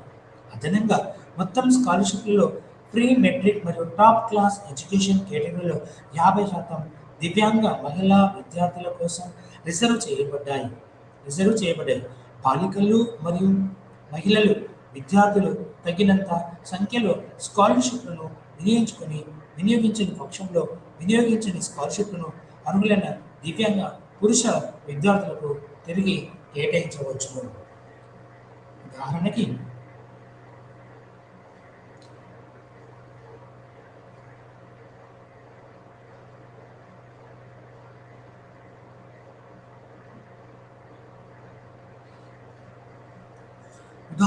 ఒకటి ఉన్నత విద్యా స్కాలర్షిప్ కింద విద్యాశాఖ సంవత్సరానికి 2 లక్షల వరకు ట్యూషన్ ఫీజును తిరిగి చెల్లిస్తుంది.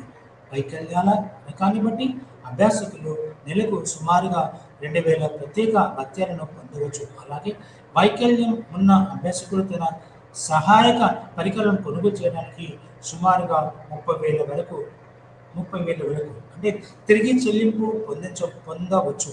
ఉదాహరణకు దృష్టిలోపం ఉన్న అభ్యాసకుల కోసం సహాయక పరికరాల్లో బ్రెయిలీ టైప్ రైటర్, ల్యాప్టాప్ మరియు స్క్రీన్ రీడింగ్ సాఫ్ట్వేర్ మొదలైన ఫోన్ అందుబాటులో ఉన్న వ్యక్తి అప్డేట్ చేయడం జరుగుతుంది.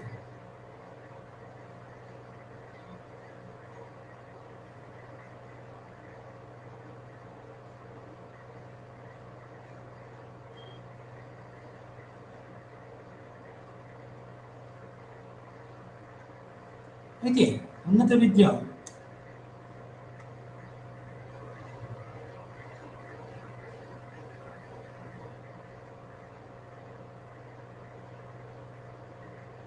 రెండవ ఉదాహరణ నియామక లేదా ప్రవేశ పరీక్షల వంటి పోటీ పరీక్షలకు దివ్యాంగులను సిద్ధం చేయడానికి విద్యాశాఖ దివ్యాంగుల కోసం ఉచిత కోచింగ్ను అందిస్తుంది. ఉదాహరణకు union public service commission group A-B పరీక్షలు, staff selection commission SSC, bank పరీక్షలు లేదా ఇంజనీరింగ్, వైద్య ప్రవేశ పరీక్షలు, న్యాయ నిర్వహణ మొదలైన ఉన్నత విద్యా కోర్సులలో ప్రవేశాలు పొందడానికి నిర్వహించే నియామక పరీక్షలకు ఇది ఉపయోగపడుతుంది. అంతేకాకుండా కేంద్ర రాష్ట్ర ప్రభుత్వాలు, ఉన్నత విద్యా సంస్థలు, రిజిస్టర్డ్ ప్రైవేట్ సంస్థలు మొదలైన వాటిచే నడపబడుతున్న ప్రతిష్టాత్మక కోచింగ్ సంస్థల ద్వారా ఉచిత కోచింగ్ అమలు చేయబడింది. ఈ పథకం కింద దివ్యాంగ విద్యార్థి శిక్షణ పొందిన కోచింగ్ సంస్థలు నేరుగా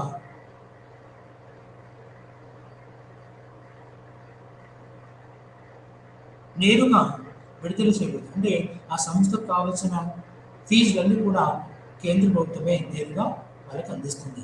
పై చర్చ నుండి వికలాంగుల సాధికారత విభాగం వివిధ సంస్థల ద్వారా SDG 4.5ను సాధించాలని ఉద్దేశిస్తున్నట్లుగా ఊహించవచ్చు. వికలాంగులతో సహా జరిగిన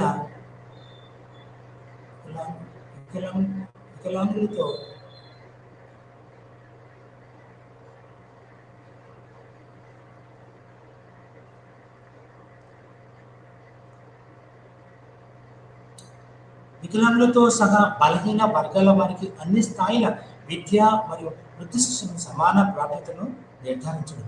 క్రియాశీలత అంటే మనం ఇది చేయాలనుకున్నప్పుడు ఏం చేయాలంటే మనం కూడా ఒక అంగవైకల్యం విద్యార్థులను సమస్యలు, వాటి యొక్క ఆందోళనలు, పత్రికల్లో వచ్చిన కొన్ని వ్యాసం చదివి వాటి ద్వారా ఆ వ్యాసం తర్వాత వారి యొక్క దుస్థితి, వారి యొక్క కుటుంబ సభ్యులతో స్నేహితులు చర్చించి వాళ్ళ కోసం ఉన్నతమైన మార్గదర్శకం లేదా సహాయ సహకారాలను అందించాలి.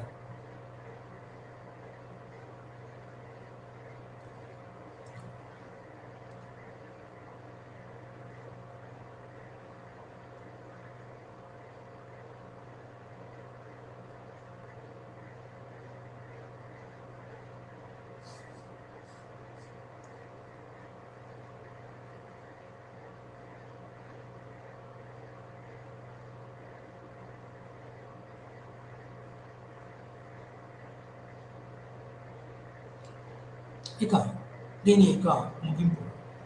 ఐక్యరాజ్య సమితి ప్రకారం అసమానతలను తగ్గించి లింగ సమానత్వాన్ని సాధించడంలో విద్య సహాయపడుతుంది. ఇది వాస్తవం. ప్రతి ఒక్కరూ అంటే పుట్టిన ప్రతి ఒక్క ఆడ, మగ శిశువులందరూ కూడా విద్య. వాటితో పాటు మన దురదృష్టవశాత్తు అంగవికలులు, వికలాంగులు, అంగవికలాంగులు, తర్వాత మందబుద్ధి వాళ్ళు ఇలా పుడుతూ ఉంటారు. వాళ్ళ యొక్క అభివృద్ధి కోసం కూడా వాళ్ళు కూడా చదువుకుని విద్యను అభ్యసించి ఉన్నత స్థాయి ఎదగడానికి నేషనల్ ఎడ్యుకేషన్ పాలసీ 2020 దీని యొక్క ఉపయోగించుకొని భారతదేశంలో సమూలమైన మార్పులు, విద్యా అవకాశాలను ఏర్పాటు చేస్తుంది. అయితే అంతేకాకుండా సహనాన్ని మరింత శాంతియుత సమాజాలను పెంపొందించడానికి ఇది చాలా కీలకమైనది. విద్య యొక్క ప్రాముఖ్యతను మన మాజీ ప్రధాని ఇందిరాగాంధీ మాటలు ద్వారా ఉత్తమంగా అర్థం చేసుకోవచ్చు. విద్య ఒక విముక్తి శక్తి మన కాలంలో ఇది కుల వర్గ భేదాలను తొలగించి పుట్టుక మరియు ఇతర పరిస్థితుల వల్ల ఏర్పడిన అసమానతలను సమం చేస్తూ ప్రజాస్వామికలను ప్రజాస్వామిక శక్తిగా మరియు కూడా పిలుస్తారు. అయితే ఇక్కడ ఏంటంటే మన భారతదేశంలో విద్యా విముక్తి శక్తి మన కాలంలో ఇది కుల వర్గ భేదం తెలియదు. కొన్నిసార్లు కింది స్థాయి షెడ్యూల్ కులాలు, షెడ్యూల్ తెగలు, వెనుకబడి కులాలను అసలు చదువుకు చాలా దూరంగా పెట్టారు. ఉన్నత ఉన్నత కులాలు, ఉన్నత వర్గాలే ఆ చదువుకునే వాళ్ళు. దీనికి చెప్పాలంటే భారతదేశంలో సంఘ సంస్కృతి డాక్టర్ భీమ్రావ్ అంబేద్కర్, రాజా రామ్మోహన్ రాయ్ మరియు ఇతర బ్రిటిష్ పాలకులు కూడా విద్యను ఎంతగానో ప్రోత్సహించారు. అందులో బాబాసాహెబ్ అంబేద్కర్ చదువు చాలా ముఖ్యంగా షెడ్యూల్ కులాలకు, షెడ్యూల్ తెగిన వాళ్ళకి అందరి ద్రాక్షగా ఉన్నప్పుడు బాబాసాహెబ్ అంబేద్కర్ దీనిని పునరుద్ధరించి దాన్ని చట్టంలో అందరిని మెప్పించి ఈ యొక్క విద్యా విధానాన్ని పెంపొందించేలాగా చూశారు. విద్య యొక్క ప్రాముఖ్యతను మన ఇందిరాగాంధీ చెప్పారు. విద్య అనేది మాజీ ప్రధానమంత్రి ఇందిరాగాంధీ మాటల ద్వారా ఉత్తమంగా అర్థం చేసుకోవచ్చు. విద్య ఒక విముక్తి శక్తి. మన కాలంలో ఇది కుల వర్గ భేదాలను తొలగించి పుట్టుక మరియు ఇతర పరిస్థితుల వల్ల ఏర్పడిన అసమానతలను సమం చేస్తూ ప్రజాస్వామికరణ శక్తిగా పనిచేస్తుంది. కుల అసమానతలు, వర్గ భేదాలు, తర్వాత వీటన్నిటిని రూపుమార్చి మరి ప్రాంత భేదాలుగా విభజించి పుట్టుకతో కొందరు ఏమీ లేని వాళ్ళను కూడా ఉచిత విద్య ద్వారా వాళ్ళను విద్య నేర్చుకొని ఉన్నత స్థాయి ఎదిగేలాగా భారత మాజీ ప్రధాని శ్రీమతి ఇందిరాగాంధీ గారు ఎంతో కృషి చేశారు.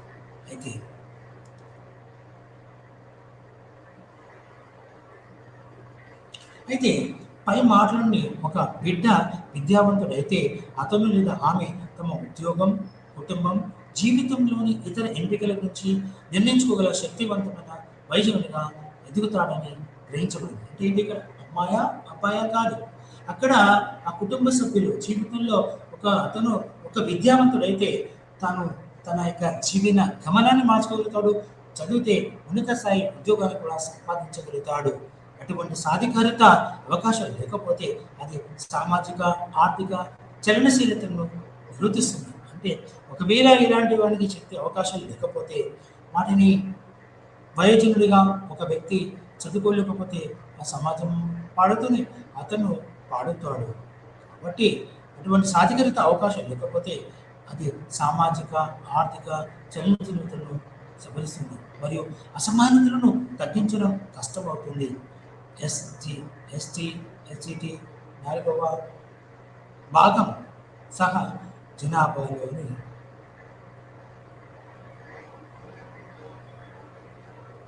జనాభాలోని సామాజికంగా, ఆర్థికంగా వెనుకబడిన వర్గాలతో సహా జనాభాలోని అందరికీ విద్యలో సమాన ప్రాప్యతను కలిగించడానికి కట్టుబడింది. ఇది ఈనాటి 5 విజయాల గురించి మీకు నేను వివరించాను.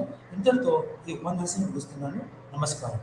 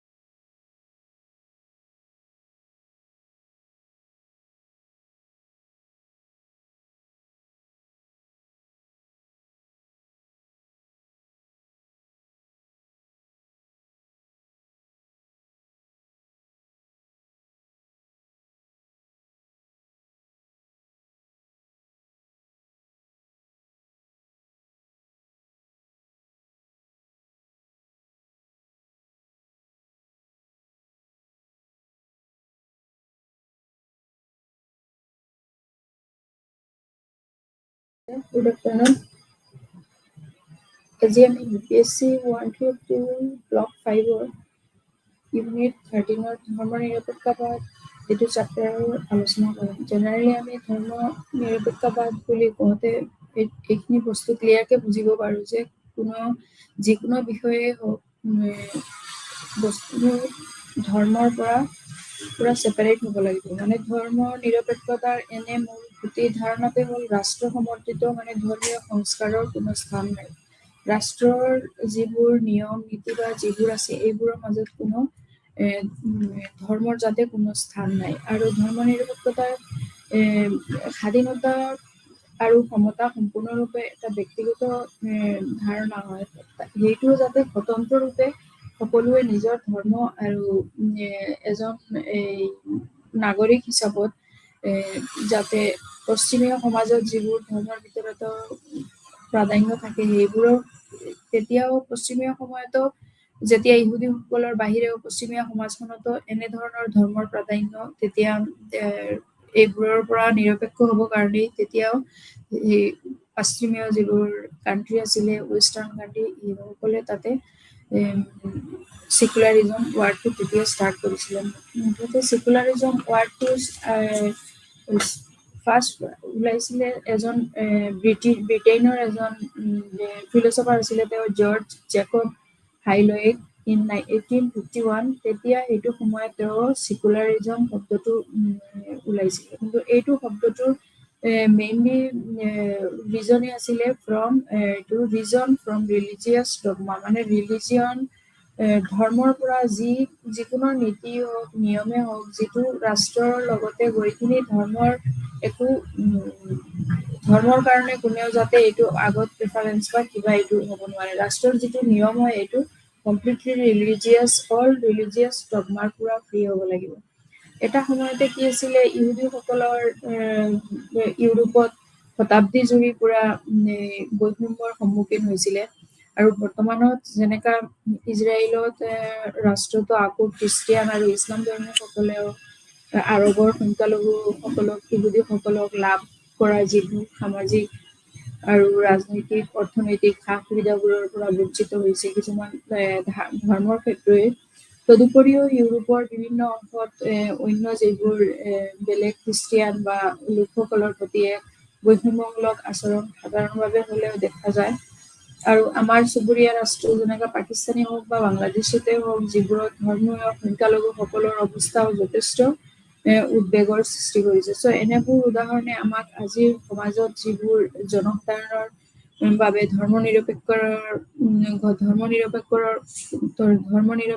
কথাটো গুৰুতৰ কথা এইটো সুতৰাই দিছে। চ' ভাৰতীয় সংবিধানে ঘোষণা কৰিছে যে প্ৰত্যেক ভাৰতীয় নাগৰিকৰ ভাৰতৰ যিকোনো অংশতে হওক স্বাধীনতা আৰু মৰ্যাদাই জীয়াই থকাৰ অধিকাৰ আছে। কিন্তু প্ৰকৃত ক্ষেত্ৰত এনে নীতিৰ প্ৰচলনতে বহুবোৰ বৈষম্য দেখিবলৈ পোৱা যায়, যিবোৰৰ ক্ষেত্ৰত ধৰ্মৰ ক্ষেত্ৰতো আগতে নাহে।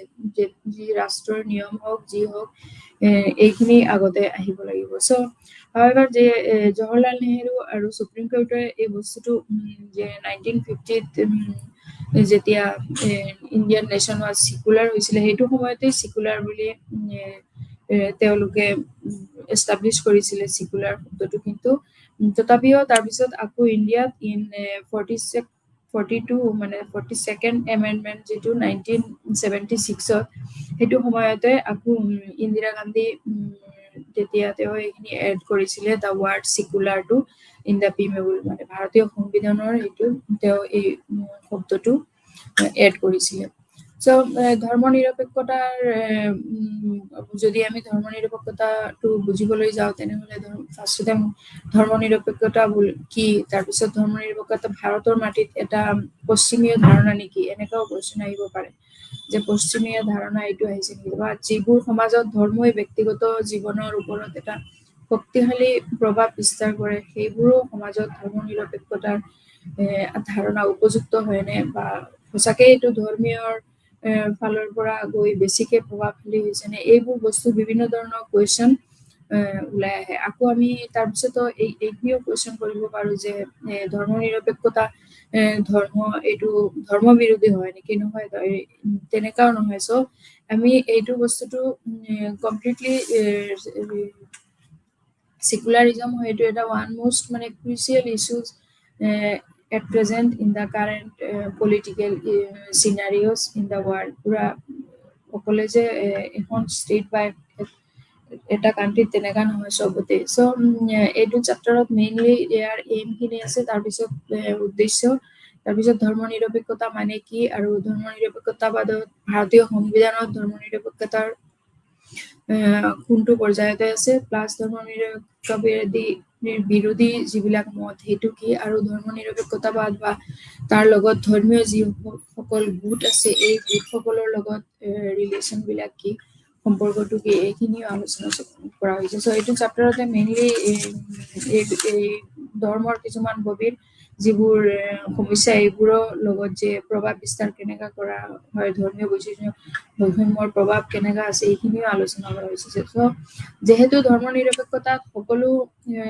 ধৰণৰ আনুষ্ঠানিক বা প্ৰতিষ্ঠিত ধৰ্মীয় প্ৰাধান্যতাৰ বিৰোধী, সেয়েহে ই ধৰ্মীয় আধিপত্যৰ লগতে এটা ভিতৰতো ধৰ্মীয় প্ৰাধান্যতাৰো বিৰোধী লাভ কৰে।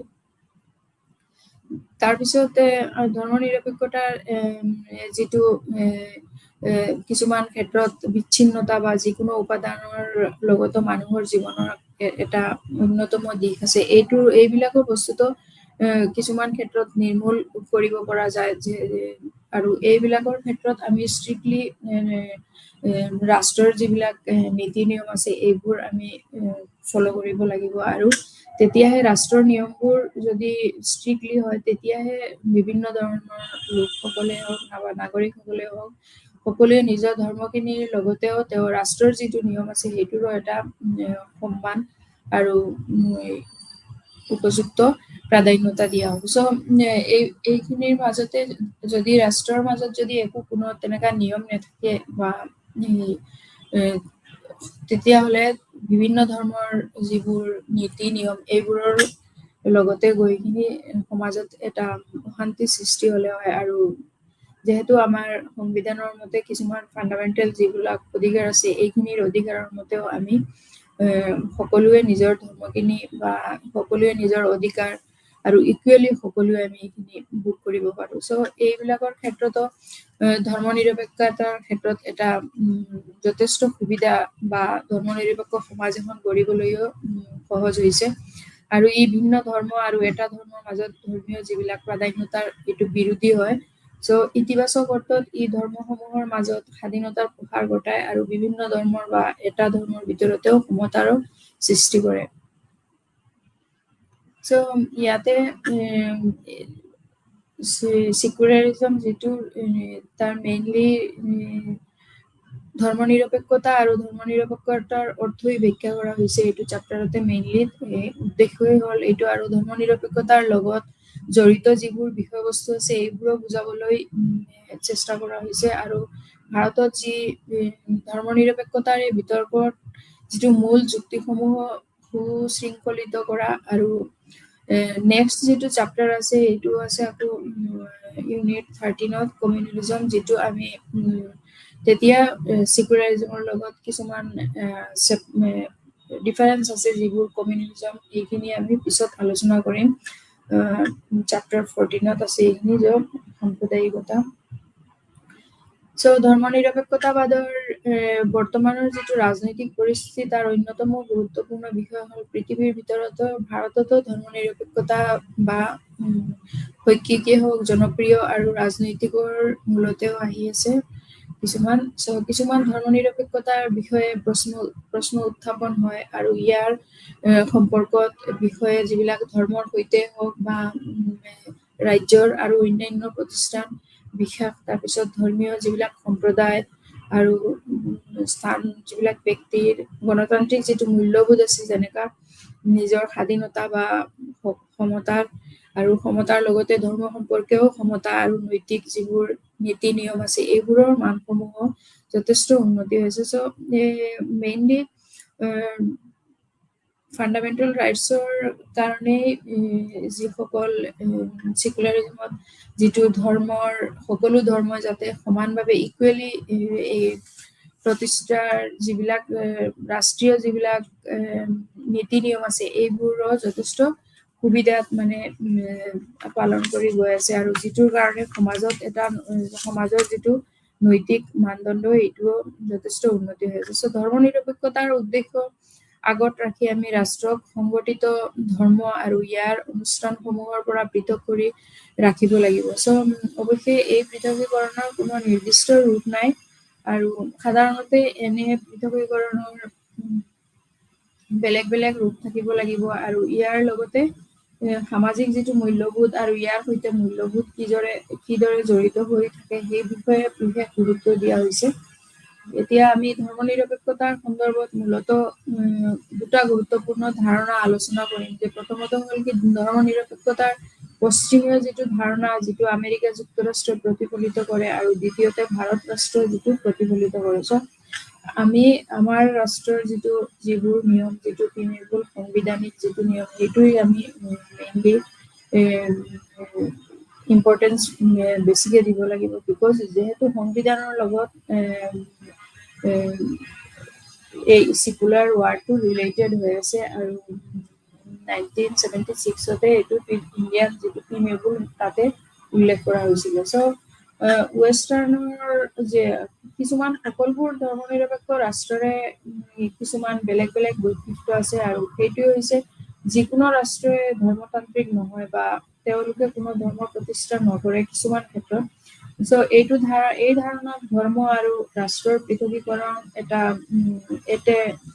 এক পাৰস্পৰিক পৃথকীকৰণ হয় আৰু এই ব্যৱস্থাত ৰাষ্ট্ৰীয় ধৰ্মৰ ক্ষেত্ৰত কোনো হস্তক্ষেপ নকৰিব আৰু প্ৰত্যেকৰে এটা নিজস্ব ক্ষেত্ৰ আছে আৰু যিটো নিজস্ব ক্ষেত্ৰৰ জৰিয়তে ৰাষ্ট্ৰৰ যিবিলাক নীতি নিয়ম আছে এইবোৰ সকলো নাগৰিকৰ কৰ্তব্য যে ৰাষ্ট্ৰৰ নীতি নিয়মখিনি মানি চলা আৰু যিহেতু ৰিলিজিয়নটো কমপ্লিটলি ছেপাৰেট কৰি ৰখা হৈছে ফ্ৰম ইণ্ডিয়ান যিবোৰ নীতি নিয়ম আমাৰ এইটো যাতে ৰাষ্ট্ৰৰ নিয়মৰ লগত এইটো মিক্স কৰা নহয় আৰু যদি এনেও হয় তেতিয়া ধৰ্মই ৰাষ্ট্ৰৰ বিষয়ত অবৈধভাৱে যদি কিছুমান ক্ষেত্ৰত বিভাজনৰ ক্ষেত্ৰত ধৰ্মীয় ভিত্তিক প্ৰতিষ্ঠা হৈ তেতিয়াহ'লে এই বস্তুবোৰ অবৈধভাৱে প্ৰৱেশ কৰাটো হৈ যাব। ধৰ্ম সম্পৰ্কে সমতা আৰু নৈতিক যিবোৰ মানসমূহ এইবোৰ যথেষ্ট এটা উন্নত থাকিব লাগিব যেতিয়া আমি ভাৰতীয় সংবিধানৰ মতে এই বস্তুখিনি আমি ফল' কৰিম বা সকলো সমতা আৰু ইয়াৰ সম্পৰ্কৰ লগত যিটো ৰাজ্য আৰু অন্যান্য প্ৰতিষ্ঠানৰ যিবোৰ বিশ্বাস আৰু ধৰ্মীয় যিবিলাক সম্প্ৰদায় আৰু সকলোৱে যাতে উচ্চ স্থানত যিবোৰ ব্যক্তি আছে তেওঁলোকেও যাতে এই বস্তুবোৰ ৰাষ্ট্ৰীয় যিবিলাক নিয়ম বা সংবিধানৰ যিবিলাক নীতি নিয়ম এইবিলাক যাতে ধৰ্মৰ লগত লৈ মিক্স কৰি নিদিয়ে। এতিয়া ধৰ্ম নিৰপেক্ষতাৰ কেন্দ্ৰীয় মেইন বিষয় হৈছে কি ধৰ্ম নিৰপেক্ষতাৰ মেইন বিষয়বস্তু হৈছে ধৰ্ম। এখন সমাজত ধৰ্ম নিৰপেক্ষতাই বুজায় যে এটা সম্প্ৰদায়ৰ ধৰ্মীয় আধিপত্যই বৈষম্যৰ সূচনা নকৰে আৰু অত্যাচাৰী ধৰ্মীয় কিছুমান সংখ্যালঘু আছে যিহেতু তেওঁলোকে নিজৰ ধৰ্মীয়টো প্ৰভাৱ বেছিকে বিস্তাৰ কৰে। এইবোৰ যাতে নহয় আৰু এইবোৰৰ ক্ষেত্ৰত বিভিন্ন বৈষম্যৰ সূচনা নকৰে।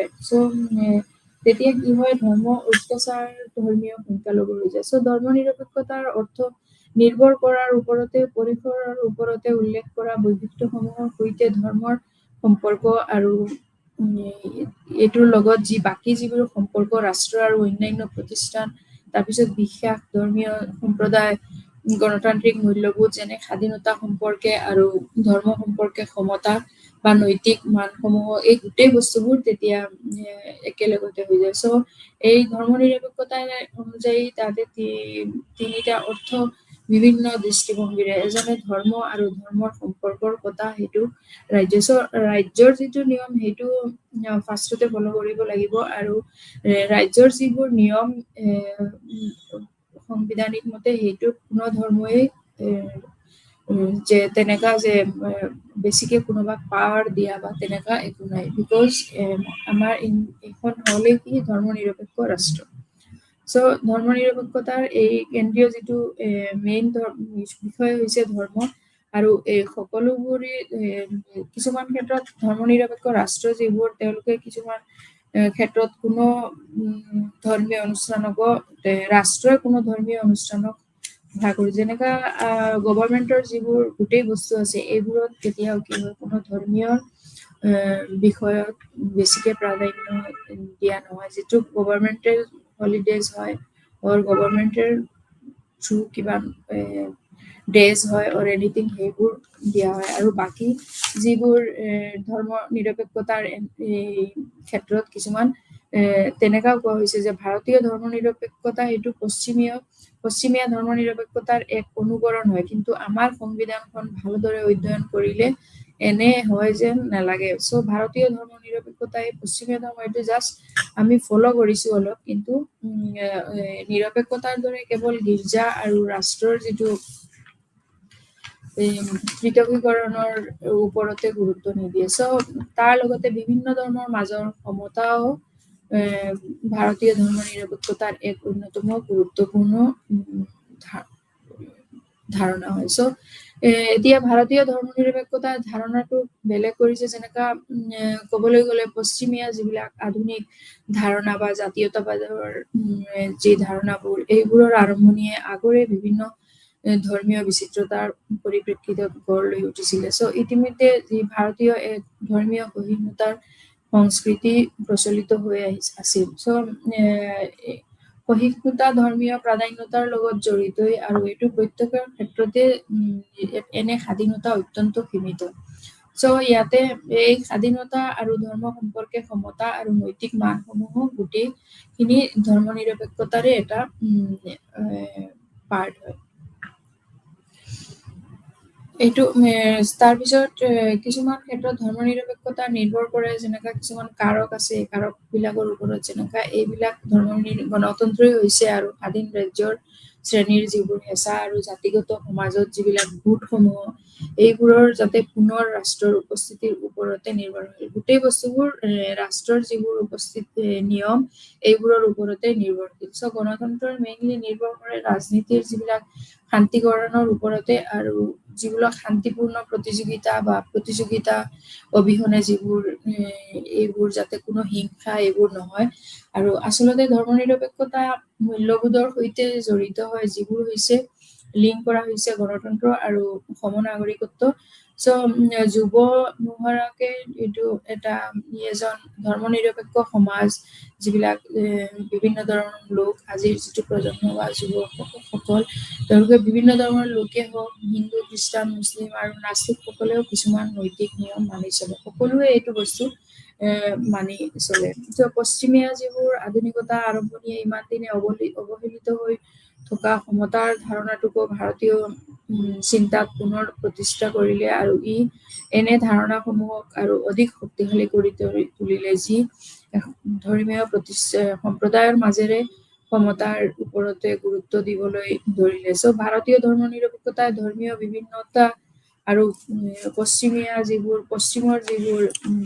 অহা ধাৰণাসমূহ, এইবোৰৰ এটা নতুন ধাৰণা কৰিলে। চ' এইবোৰ বিভিন্ন ধৰ্মৰ মাজৰ আৰু একে ধৰ্মৰ মাজৰো প্ৰাধান্যতাৰ ওপৰত সমানেই গুৰুত্ব দিয়ে। চ' ভাৰতীয় ধৰ্ম নিৰপেক্ষতাই কিছুমান ক্ষেত্ৰত ধৰ্ম নিৰপেক্ষতাই যেনেকা হিন্দু ধৰ্মৰ ভিতৰতে দলিত আৰু মহিলাসকলৰে শোষণৰ বিৰুদ্ধাচৰণ কৰে, আকৌ ইছলাম বা খ্ৰীষ্টান ধৰ্মৰ মহিলাসকলৰ বিৰুদ্ধেও কোনো বৈষম্যৰ অভাৱক সূচায়। চ' তদুপৰিও সংখ্যাগৰিষ্ঠ যিবিলাক ধৰ্মীয় গোষ্ঠীয়ে সংখ্যালঘিষ্ঠতাৰ ধৰ্মীয় অধিকাৰৰ প্ৰতি জনোৱা প্ৰত্যাহ্বানৰ বিৰোধিতা কৰে। চ' কিছুমান ক্ষেত্ৰত এনেকা ওলাই আহিলেও তেতিয়া ধৰ্ম নিৰপেক্ষৰ যিটো যে এখন ভাৰত ধৰ্ম নিৰপেক্ষ ৰাষ্ট্ৰ হয়, এইখিনি এই বস্তুটো তেতিয়া ৰাষ্ট্ৰৰ পৰাই ছাপোৰ্ট আহে। চ' তেনেকা চিটুৱেশ্যন ইগনোৰ হৈ যায়। আকৌ ধৰ্ম নিৰপেক্ষ ৰাষ্ট্ৰতো প্ৰাধান্য পাব পাৰে, ধৰ্ম নিৰপেক্ষ এতিয়া ৰাষ্ট্ৰ কি যেনেকা ডি স্মিথৰ যিটো মডেল এইটোৰ ভিতৰতে ভাৰতক ধৰ্ম নিৰপেক্ষ ৰাষ্ট্ৰ হিচাপে বা ধৰ্ম নিৰপেক্ষ ৰাষ্ট্ৰক ইয়াৰ দ্বাৰা চিনাক্ত কৰিব পাৰি। কিহৰ কাৰণে তিনিটা বিষয় আছে ইয়াৰ মাজত ব্যক্তিৰ মাজৰ সম্পৰ্কত ৰাষ্ট্ৰৰ যিটো বৰ্জন আৰু ধৰ্মীয় স্বাধীনতা ব্যক্তি আৰু ৰাষ্ট্ৰৰ মাজত সম্পৰ্কত কোনো ধৰ্মবাদ দিয়া হৈছে বা নাগৰিক হিচাপে ব্যক্তি আৰু ৰাষ্ট্ৰৰ নিৰপেক্ষতা যিটো নিৰপেক্ষভাৱে কোনোবাই কোনো ধৰ্ম গ্ৰহণ কৰিব পাৰে বা তাতে কোনো বাধা বা কোনো অসুবিধা দিব নোৱাৰে। স্মিথৰ দৃষ্টিভংগী আৰু ভাৰতৰ গণতন্ত্ৰৰ যিটো সফলতাৰ সম্ভাৱনা আছিল এইটোতে বৈশিষ্ট্য ধৰ্ম নিৰপেক্ষতাৰে ধৰ্মৰ এইটো এটা উপস্থিত যিহেতু এখন ধৰ্ম নিৰপেক্ষ ৰাষ্ট্ৰ সমানেই বিভিন্ন ধৰ্মীয় প্ৰাধান্যৰ দিশটোৰ লগত জড়িত। ভাৰতীয় ধৰ্ম নিৰপেক্ষতাই ৰাষ্ট্ৰ সমৰ্পিত ধৰ্মীয় সংস্কাৰৰ সৈতেও নিজকে জড়িত কৰে আৰু এইবাবেই ভাৰতীয় সংবিধানে অস্পৃশ্যতাক এক অপৰাধ বুলি গণ্য কৰিছে। তদুপৰিও ভাৰতৰ সংবিধানে ভাৰত ৰাষ্ট্ৰীয় বাল্য বিবাহ বন্ধ কৰিবলৈ আৰু বিভিন্ন জাতিৰ মাজত বৈবাহিক অনুষ্ঠানক সক্ৰিয় কৰিবলৈ বহুবোৰ আইন প্ৰণয়ন কৰিছে। এইবোৰৰ ক্ষেত্ৰতো কোনো ধৰ্মীয় নিৰপেক্ষতাৰ যে কোনো ধৰ্মক বেছিকে প্ৰাধান্য দিয়া তেনেকা দিয়া হোৱা নাই। এইখিনিতে প্ৰশ্ন উঠিছে যে এখন ৰাষ্ট্ৰই ধৰ্মীয় সংস্কাৰ সমৰ্থন কৰিও ধৰ্ম নিৰপেক্ষ হৈ থাকিব কাৰণে বিভিন্ন ধৰণৰ ধৰ্মত তেওঁ সংস্কাৰবিলাক ধৰ্মীয় যিবিলাক এইবিলাক নতুনকে সক্ৰিয় আইনবোৰ প্ৰণয়ন কৰিছে তাৰ পিছতো ৰাষ্ট্ৰখন যে ধৰ্ম নিৰপেক্ষ বুলি দাবী কৰিব পাৰে এইটো কুৱেশ্যন আহিছে। কিন্তু ভাৰত ৰাষ্ট্ৰীয় ধৰ্ম নিৰপেক্ষ বৈশিষ্ট্য এইটোৰ পৰাই প্ৰতিষ্ঠিত হয় যে ই এখন ধৰ্মতান্ত্ৰিক ৰাষ্ট্ৰ নহয় আৰু ই কোনো এক বা বহুবোৰ ধৰ্মক প্ৰতিষ্ঠা কৰা ৰাষ্ট্ৰ নহয়, কিয়নো ই ধৰ্মীয় সমতাৰ ক্ষেত্ৰতো এক অতি জটিল নীতি গ্ৰহণ কৰিছে। ধৰ্মীয় ক্ষেত্ৰতো তেওঁ এখন জটিল নীতি গ্ৰহণ কৰে। ভাৰত ৰাষ্ট্ৰীয় নেতিবাচকভাৱে ধৰ্মৰ সৈতে মোকাবিলা কৰিও ধৰ্মীয় যিটো হৈচাৰিতাৰ বা বিৰোধিতা কৰিব পাৰে বা অস্পৃশ্যতাক বাধা দিব পাৰে। ভাৰতীয় সংবিধানে সকলো ধৰ্মীয় সংখ্যালঘু নিজ নিজ শিক্ষামূলক যিবিলাক অনুষ্ঠান এইবোৰকো প্ৰতিষ্ঠা কৰিছে আৰু পৰিচালনা কৰাৰ অধিকাৰো দিছে। এনে অনুষ্ঠানসমূহেও ৰাষ্ট্ৰৰ পৰা সহায় সহযোগিতা পাব পাৰে যিসকলৰ ধৰ্মৰ ক্ষেত্ৰতো সকলো বেলেগ বেলেগ নিজৰ ধৰ্মৰ কাৰণে অনুষ্ঠানবোৰ চলাব পাৰে বা এটা চাপোৰ্ট চৰকাৰৰ ফালৰ পৰা বা ৰাষ্ট্ৰৰ পৰা যথেষ্ট নাগৰিকৰ কাৰণেও সহযোগিতা হয়। ৰাষ্ট্ৰৰ এই সকলো ধৰণৰ নীতিৰ জৰিয়তে শান্তি স্বাধীনতা আৰু সমতাক একেলগে আগুৱাই নিয়াৰ চেষ্টা কৰিছে। এইখিনি ধৰ্ম নিৰপেক্ষবাদৰ বা ৰাষ্ট্ৰৰ ধৰ্ম নিৰপেক্ষ যিটো ৰাষ্ট্ৰৰ প্ৰাধান্য পাব পাৰে এইখিনিতো যথেষ্ট। ইয়াতে যে অকলে যে ভাৰতীয় ধৰ্ম নিৰপেক্ষতা কিন্তু কিছুমান ক্ষেত্ৰত ইয়াতে আকৌ ভাৰতীয় ধৰ্ম নিৰপেক্ষ কেৱল যে সকলো ধৰ্মৰ বাবেও সমান সন্মান বুলি কোৱাটোৱেই যথেষ্ট, যদিও ইয়াৰ দ্বাৰা বুজোৱা হৈছে যে সকলো ধৰ্মৰ এক শান্তিপূৰ্ণ সহ অৱস্থান আছে তেতিয়া হলেও ই যথেষ্ট নহয়, কিয়নো ধৰ্ম নিৰপেক্ষতাত শান্তিপূৰ্ণ সহ অৱস্থান আৰু সহিষ্ণুতাতকে বহু ব্যাপক। যদি এইটোৱেই ধৰ্ম হয় তেনেহলে ধৰ্ম নিৰপেক্ষতাৰ মানে হল সকলো প্ৰতিষ্ঠিত ধৰ্মৰ প্ৰতি সমান সন্মান আৰু তেতিয়াও ধৰ্ম নিৰপেক্ষতাৰ ধাৰণাটো স্পষ্ট নহয়। ভাৰতীয় ধৰ্ম নিৰপেক্ষতাই সকলো ধৰ্মৰ ক্ষেত্ৰতে ৰাষ্ট্ৰৰ যিবিলাক নীতিভিত্তিক হস্তক্ষেপ কৰাৰ সুবিধা দিছে। অৱশ্যে এনে হস্তক্ষেপে বিভিন্ন ধৰ্মৰ কিছুমান বিষয়ত হলেও এটা অবাঞ্ছিত যিটো পৰিৱেশৰ সৃষ্টি কৰে। কিন্তু তথাপিও হলে ৰাষ্ট্ৰৰ যিটো নিয়ম আমাৰ ভাৰতীয় সংবিধানত সেইটো যথেষ্ট ইম্পৰ্টেণ্ট হয়। ভাৰতীয় সংবিধান আৰম্ভ হোৱাৰ সময়তে ধৰ্ম নিৰপেক্ষতা শব্দটো অন্তৰ্ভুক্ত হোৱা নাছিল।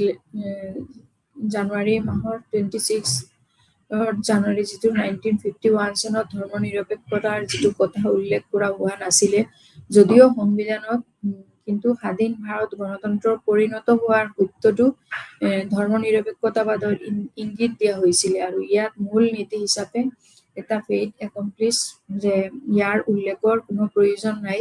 কিন্তু পিছত সংবিধানত 42 নম্বৰ 1976 চনত উচ্চতম ন্যায়ালয়ে ৰায়দান কৰে যে বিচাৰ সেইটো ধৰ্মনিৰপেক্ষতাই সংবিধানৰ এটা মৌলিক বৈশিষ্ট্য এইটো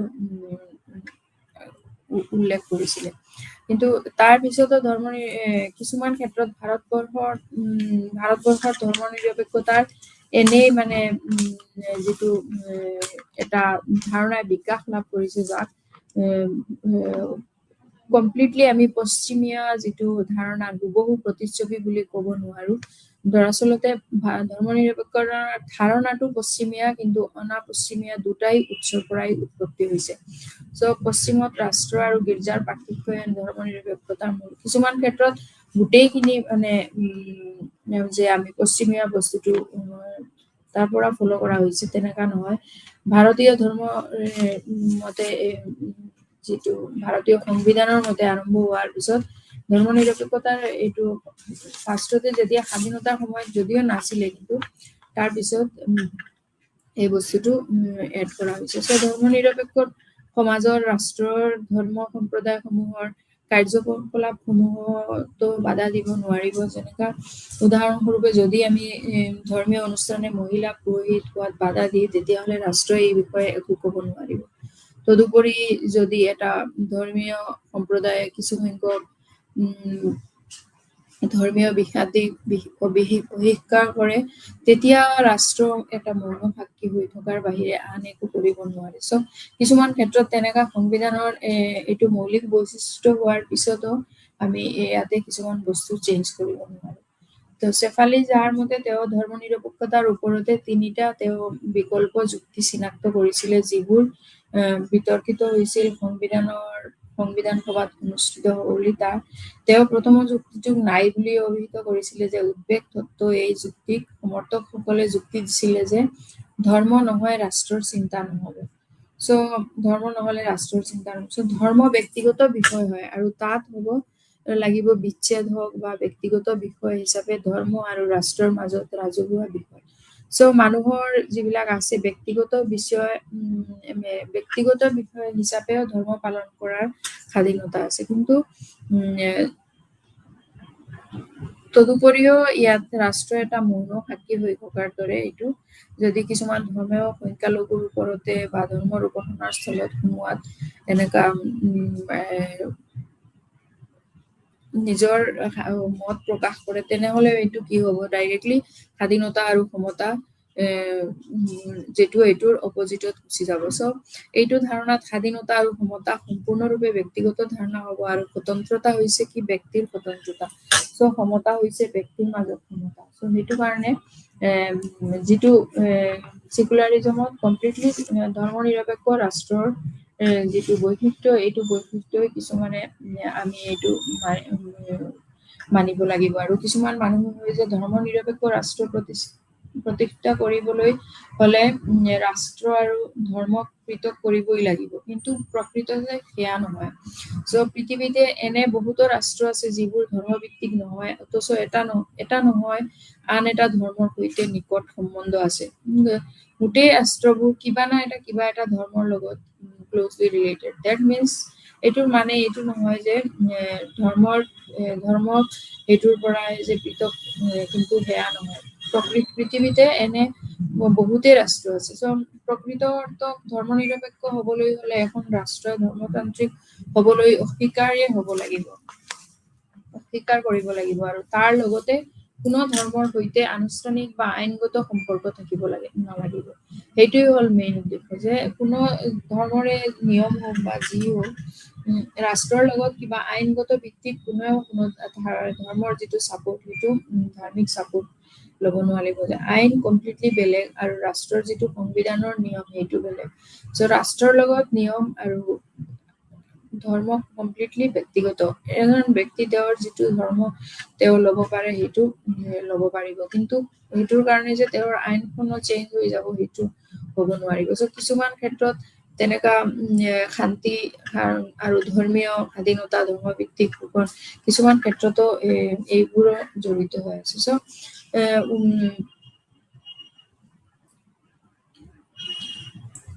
ৰাজ্যই এইটো ৰাজ্যৰ লগতে চিনাক্ত কৰা এজন ব্যক্তি যিকোনো ধৰ্মৰ পৰা অহা ব্যক্তি হিচাপে নহয়, নাগৰিক হিচাপে ৰাজ্যত যেতিয়া আমি এজন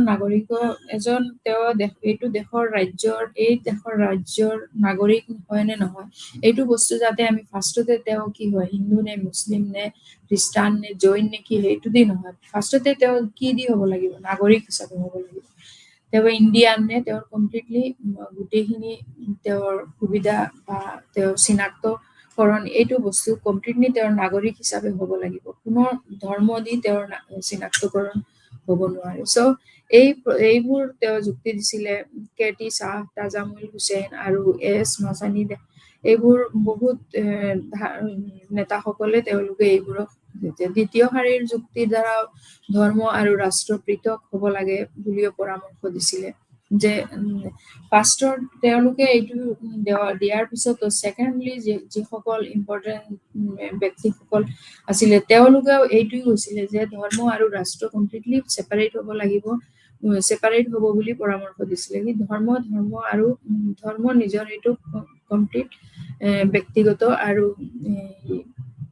ৰাষ্ট্ৰখন কমপ্লিট ছেপাৰেট হয়। ৰাষ্ট্ৰত যাতে কোনো ধৰ্মীয় একো বস্তু নাহে, সেইটো আইনৰ ক্ষেত্ৰত প্ৰযোজ্য নহয়। কিন্তু তেওঁলোকৰ যুক্তি আছিল প্ৰথম বিকল্পৰ ঠিক বিপৰীত। আনহাতে প্ৰথম ধৰণৰ যুক্তিত ধৰ্মৰ ৰাষ্ট্ৰৰ হস্তক্ষেপৰ বাবে ব্যক্তিগত বিষয় বুলিও দাবী কৰিছিলে যে এই যুক্তি ধৰ্মক নিৰপেক্ষ সত্য ব্যৱস্থা বুলি মত প্ৰকাশ কৰিছিলে। সংস্থা ধৰ্মৰ ৰাষ্ট্ৰৰ দুৰ্বল নকৰে, বৰঞ্চ ধৰ্মক হেয়জ্ঞান কৰিব লাগিব। এইবোৰ বস্তুৰ কাৰণে যে ধৰ্মক নেগলেক্টেড কৰা হৈছে তেনেকা নহয় বস্তুটো। তেতিয়া আৰু ধৰ্মৰ ক্ষেত্ৰত যথেষ্ট আৰু বেছিকে গুৰুত্ব দিয়া হৈছে। বিকজ তেতিয়া কোনো ধৰ্মৰে সকলো নিজৰ ধৰ্মৰ লৈয়ে এটা সন্মানৰ আৰু ৰাষ্ট্ৰৰ যিবিলাক নিয়ম এইটোৰ লগতে বৰঞ্চ ধৰ্মক কোনেও হেয়জ্ঞান কৰিব নোৱাৰিব। এই বস্তুটো সেইটো কাৰণে ধৰ্মক নিৰপেক্ষ সত্যৰ ব্যৱস্থা বুলি মত প্ৰকাশ কৰিছিলে। তেওঁলোকে যিবিলাক প্ৰথম শ্ৰেণীৰ ব্যক্তিসকলে আছিলে তেওঁ এইটো হিচাপ দিছিলে যে এজন ব্যক্তিক নাগৰিক হিচাপে ফাৰ্ষ্ট তেওঁৰ ইন্ট্ৰডিউচ কৰা হ'ব এজ এ নাগৰিক চিটিজেন হিচাপত। তাৰপিছত ধৰ্মৰ লগত ৰাষ্ট্ৰৰো যাতে কোনো পৃথক ছেপাৰেট ধৰ্মৰ পৰা ৰাষ্ট্ৰৰ পৰা তেওঁ কমপ্লিটলি ধৰ্মটো ছেপাৰেট কৰিব লাগে। যিকোনো আইনৰ ক্ষেত্ৰতে হওক, যিকোনো ক্ষেত্ৰতে হওক, ধৰ্মটো তেওঁ কমপ্লিটলি কৰিব। কিছুমান ক্ষেত্ৰত তেনেকা ধৰ্মক নিৰপেক্ষ সত্যৰ ব্যৱস্থা বুলি মত প্ৰকাশ কৰিছিলে। আৰু সংস্থা ধৰ্মৰ ৰাষ্ট্ৰক দুৰ্বল নকৰে বা বৰঞ্চ ধৰ্মক হেয়জ্ঞানে কৰে। ধৰ্ম নিৰপেক্ষতাৰ উদ্দেশ্যটো আগত ৰাখিহে ৰাষ্ট্ৰক সংগঠিত ধৰ্ম আৰু ইয়াৰ অনুষ্ঠানসমূহৰ পৰা পৃথক কৰি ৰাখিব লাগিব। অৱশ্যে এই পৃথকীকৰণৰো কোনো কিছুমান নিৰ্দিষ্ট ৰূপ থাকিব লাগিব। ইয়াৰ লগত সামাজিক মূল্যবোধ আৰু ইয়াৰ সৈতে মূল্যবোধ কিদৰে জড়িত হৈ আছে সেই বিষয়ে বিশেষ গুৰুত্ব দিয়া হৈছিলে। আমি এতিয়া ধৰ্ম নিৰপেক্ষতাৰ সন্দৰ্ভত কিছুমান পশ্চিমীয়া ধাৰণা যিটো আমি আমাৰ ৰাষ্ট্ৰত প্ৰতিফলিত কৰিছে, হ'লেও গোটেইখিনি প্ৰতিফলিত হোৱা নাই। তাৰ মাজতো অলপ জাষ্ট এটা আমি তেওঁলোকৰ পৰা এটা ফল' কৰিছিলো। ধৰ্ম নিৰপেক্ষ বিৰোধী এইটো আছে। কিছুমান ক্ষেত্ৰত ধৰ্ম নিৰপেক্ষতাৰ বিৰোধীও এটা বস্তু আছে। এইটো এটা ইম্পৰ্টেণ্ট পইণ্ট হয়। যেনেকা ধৰ্ম নিৰপেক্ষতাৰ ওপৰত বিতৰ্কত যিটো পইণ্ট হয়, যিবোৰ আছিলে আলোচনা কৰা সংবিধান সভাত অনুষ্ঠিত হ'ব বা 1950 চনৰ বিষয়বস্তুৰ ওপৰতো হোৱা বিতৰ্কৰ আলোচনা কৰা হৈছিলে, যিটো ঘটিছিল পাছত। এনে এটা বিতৰ্কই এনে এটা শব্দক প্ৰতিনিধিত্ব কৰিছিলে যিটোৰ ইংগিত দিয়া হৈছিলে ধৰ্ম নিৰপেক্ষতা বিৰোধী বুলি। যেনেকৈ সংবিধানৰ দিয়া যুক্তি বিধান সভা বা অধিবক্তাসকল আৰু ধৰ্ম নিৰপেক্ষতা বিৰোধী সকলোৰে ধৰ্ম নিৰপেক্ষতাৰ বিৰোধী নহয়, কিন্তু তেওঁলোকে বিৰোধী হৈছে ধৰ্ম নিৰপেক্ষতাৰ ধাৰণা যিয়ে পৃথকীকৰণৰ ইংগিত দিয়ে আৰু ধৰ্মৰ মাজত বা ৰাজ্যখন দুয়োৰে সমালোচনা সাম্প্ৰদায়িক, কিছুমান মৌলবাদী, হিন্দুত্ববাদী আৰু ধৰ্ম নিৰপেক্ষ। এইবোৰ ক্ষেত্ৰত কিছুমান ক্ষেত্ৰত যে এটা তাক ধৰ্ম নিৰপেক্ষতাক লৈ সমালোচনা কৰা হৈছিল ইণ্ডিয়ান সেকুলাৰিজমক লৈ বিৰোধী যেনেকা এন্টি ৰিলিজিয়াছ বুলিছে না সো এইবোৰা ধৰ্ম নিৰপেক্ষতাই ধৰ্ম বিৰোধী এইটো ধৰ্ম নিৰপেক্ষতা আনুষ্ঠানিক যিটো ধৰ্মীয় প্ৰাধান্যতাৰ বিৰোধী হয় ইয়াক ধৰ্ম বিৰোধী বুলি অভিহিত কৰিব নোৱাৰি সো একেধৰণে এই যুক্তিও আগবঢ়োৱা হৈছিল যে ধৰ্ম নিৰপেক্ষতাই ধৰ্মীয় পৰিচয় নোহোৱা কৰে কিন্তু আমাৰ আলোচনাত আমি ইতিমধ্যে দেখিছো যে ধৰ্ম নিৰপেক্ষতাই ধৰ্মীয় স্বাধীনতা আৰু সমতাৰ উত্তৰণতহে ঘটায় সেয়েহে ই ধৰ্মীয় পৰিচয় ৰক্ষাহে কৰে সেইটো কাৰণে এইটো পৰিচয়ত আমি অলৰেডি দেখিছো কি এইটোতে ধৰ্ম নিৰপেক্ষ ৰক্ষাহে কৰে সো ধৰ্মীয় স্বাধীনতা বা সমতাৰ উত্তৰণ ঘটায় সেয়েহে ধৰ্মীয় পৰিচয় ৰক্ষাহে কৰে আৰু ইয়াক ধ্বংস নকৰে সো যিবোৰ ধৰ্মীয় পৰিচয় অতি গুড়া হিংসাত্মক মৌলবাদী বা যিবোৰে বেলেগ বেলেগ ধৰ্মৰ মাজত হিংসা আৰু বিদ্বেষ বিয়পায় ধৰ্ম নিৰপেক্ষতাৰ সেইবোৰেই হয় ধৰ্মীয় পৰিচয়ৰ এটা বিৰোধী যিসকলে এইবোৰ কৰি আছে এইবোৰকে একচুৱেলি ধৰ্মীয় পৰিচয়ৰ বিৰোধী বুলি কোৱা হ'ব পাৰে সো যেনেকৈ সংবিধানত দিয়া যুক্তি বিধান সভা বা অধিবক্তাসকল ধৰ্ম নিৰপেক্ষতা বিৰোধী সকলো ধৰ্ম নিৰপেক্ষতাৰ বিৰোধী নহয় কিন্তু তেওঁলোকে বিৰোধী হৈছে ধৰ্ম নিৰপেক্ষতাৰ ধাৰণাই যিয়ে যাতে পৃথকীকৰণৰ ইংগিত দিয়ে আৰু ধৰ্মৰ মাজত আৰু ৰাজ্যখনৰ এইবিলাকৰ মাজত এটা পৃথকীকৰণ কৰিছে এইবোৰ বস্তুৰ মাজত কিছুমান এটা ধৰ্মীয় পৰিচয় যিবিলাক অতি গুড়া হিংসাত্মক আৰু বেলেগ ধৰ্মৰ মাজত যিসকলে হিংসা বা বিদ্বেষ বিয়পায় সো ধৰ্ম নিৰপেক্ষতাই সেইবোৰে ধৰ্ম পৰিচয়ৰ বিৰোধী কৰে কিন্তু ভাৰতীয় ধৰ্ম নিৰপেক্ষতাৰ বিৰুদ্ধে কিছুমান আটাইতকৈ গুৰুত্বপূৰ্ণ কথা হ'ল যে এখন ৰাষ্ট্ৰ প্ৰকৃতকেহে ধৰ্ম নিৰপেক্ষ হ'বলৈ হ'লে ইয়াৰ কিছুমান নিজস্ব উদ্দেশ্য থাকিব লাগিব আৰু পশ্চিমীয়া যিবোৰ ৰাষ্ট্ৰসমূহে সামাজিক আৰু ৰাজনৈতিক জীৱনত যিবিলাক ধৰ্মীয় কৰ্তৃত্বক যিবিলাক প্ৰত্যাখ্যান জনাই ধৰ্ম নিৰপেক্ষ হৈ পৰিছিল সেই ধৰ্ম নিৰপেক্ষতাৰেই পশ্চিমীয়া ধাৰণাটো খ্ৰীষ্টিয়ান জগতখনৰ পৰা উৎপত্তি হোৱা বুলি ক'ব নোৱাৰো সো আমি কোনোবাক তেনেকা ডাইৰেক্টলি পইণ্ট কৰিব নোৱাৰো সো ধৰ্ম নিৰপেক্ষতা এক পশ্চিমীয়া পশ্চিমীয়া বুলি দাবী কৰা হৈছে আৰু সেই সম্পৰ্কে আমাৰ যিটো দৃষ্টিভংগী এইটো পশ্চিমীয়া ৰাষ্ট্ৰসমূহত যিদৰে ধাৰণাটো সকলো ধৰ্ম নিৰপেক্ষ ৰাষ্ট্ৰই গ্ৰহণ নকৰিব পাৰে কিন্তু পৃথকীকৰণৰ ধাৰণাটো বেলেগ ৰাষ্ট্ৰ বা সমাজত বেলেগকেই ব্যাখ্যা কৰা হ'ব পাৰে আৰু বিশেষ সম্প্ৰদায়ৰ যিবোৰ অধিকাৰসমূহ আছে অধিকাৰসমূহ ৰক্ষণাবেক্ষণ দিয়াৰ বাবেও হস্তক্ষেপ কৰিব পাৰে তো ভাৰতবৰ্ষত এইটোৱে হৈছে ভাৰতবৰ্ষৰ যিটো ধৰ্ম নিৰপেক্ষতা ইয়াতে এটা ধাৰণাই বিকাশ লাভ কৰিছে আৰু যিটো হ'ল কি পশ্চিমীয়া ধাৰণাৰ হুবহু প্ৰতিচ্ছবি বুলি আমি ক'ব নোৱাৰো আৰু ইয়াতে যথেষ্ট এটা বেলেগ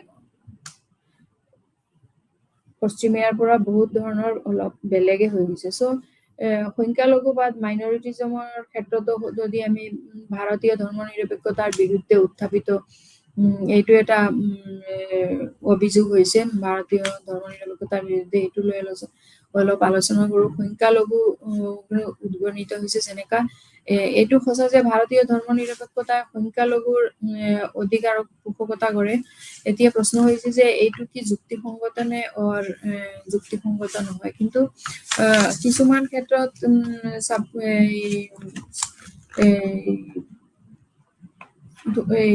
যিটো সংখ্যালঘুৰ এই ক্ষেত্ৰত যিহেতু পদ্ধতিটো উপযুক্ত বুলি আমি সম্প্ৰদায়ৰ গোটেই যে প্ৰতিজন ব্যক্তিৰ নিজৰ মৌলিক স্বাৰ্থ ৰক্ষা কৰাৰ কাৰণে এটা অধিকাৰ থাকিব পাৰে আৰু প্ৰতিজন ব্যক্তিয়ে নিজৰ মৌলিক অধিকাৰটো ৰক্ষা কৰিবৰ কাৰণে তেতিয়া কিছুমান তেওঁৰ স্বাৰ্থসমূহত অক্ষুণ্ণ হৈ যায় সো এই প্ৰতিজন ব্যক্তিয়ে নিজৰ মৌলিক স্বাৰ্থ ৰক্ষাৰ যিটো অধিকাৰ আছে এই কথা সম্প্ৰদায়ৰ ক্ষেত্ৰতো প্ৰযোজ্য কিন্তু সংখ্যালঘুৰ আটাইতকৈ মৌলিক স্বাৰ্থসমূহ অক্ষুণ্ণ ৰাখিব লাগিব আৰু সেয়া সাংবিধানিক আইনৰ মাজেদিয়ে সম্ভৱ হ'ব এইটো বস্তুটো ডাইৰেক্টলি সাংবিধানিক যিটো নিয়ম আছে বা সাংবিধানৰ যিবিলাক নিয়ম আইনৰ যিবিলাক নিয়ম এইখনৰ মাজেদিয়ে সম্ভৱ হ'ব। চ' ভাৰতীয় সংবিধানে এনে এক ব্যৱস্থাই কৰিছে যিটোৰ সংখ্যালঘুৰ অধিকাৰেও তেওঁলোকৰ মৌলিক স্বাৰ্থৰ ৰক্ষণাবেক্ষণ দিয়ে তেতিয়ালৈকে সংখ্যালঘুৰ যিবিলাক অধিকাৰসমূহ যুক্তিসংগত বুলি বিবেচনা কৰিব লাগিব। সংখ্যালঘুৰ যি অধিকাৰসমূহ এনে কিছুমান বিশেষ অধিকাৰ যিবোৰ আন কিছুমান লোকৰ বিনিময়ত আহে, তেতিয়াহ'লে প্ৰশ্ন উঠে আকৌ যে এনেকে বিশেষ অধিকাৰবোৰ দিয়াৰ কি প্ৰয়োজন। চ' এই প্ৰশ্নৰ উত্তৰটো আকৌ আমি দিবলৈ গ'লে আকৌ কিছুমান বেলেগ আকৌ এক্সাম্পল ল'ব লাগিব। চ' কিছুমান সৰু সুৰা বস্তুত এইবোৰ বস্তু আমি বুজিব পাৰো যে এজন কিছুসংখ্যক লোকে সদায় জীৱনৰ কিছুমান সা সুবিধাৰ পৰা বঞ্চিত হৈ থাকে আৰু তেওঁলোকে এইটো সুবিধাৰ কাৰণেই নিজে কিছুমান এটা বিশেষ ব্যৱস্থা কেতিয়াবা ল'ব নোৱাৰিব যে ধৰ্মনিৰপেক্ষতাৰ ওপৰতে। চ' এই ব্যৱস্থাৰ জৰিয়তে তেওঁলোকে আন সকলৰ দৰে একে সমান বা মৰ্যাদাৰে জীয়াই থাকিব পাৰে। আৰু ইয়াৰে মূল কথা যে সংখ্যালঘুৰ অধিকাৰক বিশেষ অধিকাৰ হিচাপে গণ্য কৰিব নালাগে। চ' এইটো যে সংখ্যালঘুৰ যিটো অধিকাৰ এইটো বিশেষ এটা অধিকাৰ বুলি ধৰ্মনিৰপেক্ষতাৰ বা মৌলিক অধিকাৰৰ ওপৰতে সেইটো প্ৰাধান্য দিয়া নহয়। তেনেকুৱা ক্ষেত্ৰত কিছুমান ধৰ্মনিৰপেক্ষতা বিৰোধীৰ ক্ষেত্ৰতো এইবোৰ ক্ষেত্ৰত কিছুমান নিজৰ যিটো মত এইবিলাক প্ৰকাশ কৰিছিলে। ধৰ্মনিৰপেক্ষতাৰ শান্তিপূৰ্ণ সহাৱস্থান আৰু সহিষ্ণুতাকৈ বহু ব্যাপক। যদিও এইটোৱেই হয় ধৰ্মনিৰপেক্ষতা, তাৰ মানে হ'ল কি সকলো প্ৰতিষ্ঠিত ধৰ্মৰ প্ৰতি সন্মান। আৰু তেতিয়াও ধৰ্মনিৰপেক্ষতাৰ ধাৰণাটো যদি নহয় প্ৰতিষ্ঠিত যদি ধৰ্মৰ প্ৰতি সমান নহয় তাৰ মানেটো কি হ'ল, তেতিয়া ধৰ্মনিৰপেক্ষতাৰ ধাৰণাটো স্পষ্ট নহয়। ত' এই বস্তুটো স্পষ্ট কৰিবৰ কাৰণে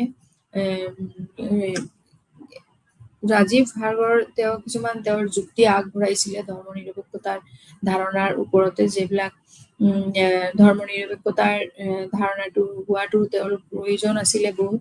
আৰু এইটো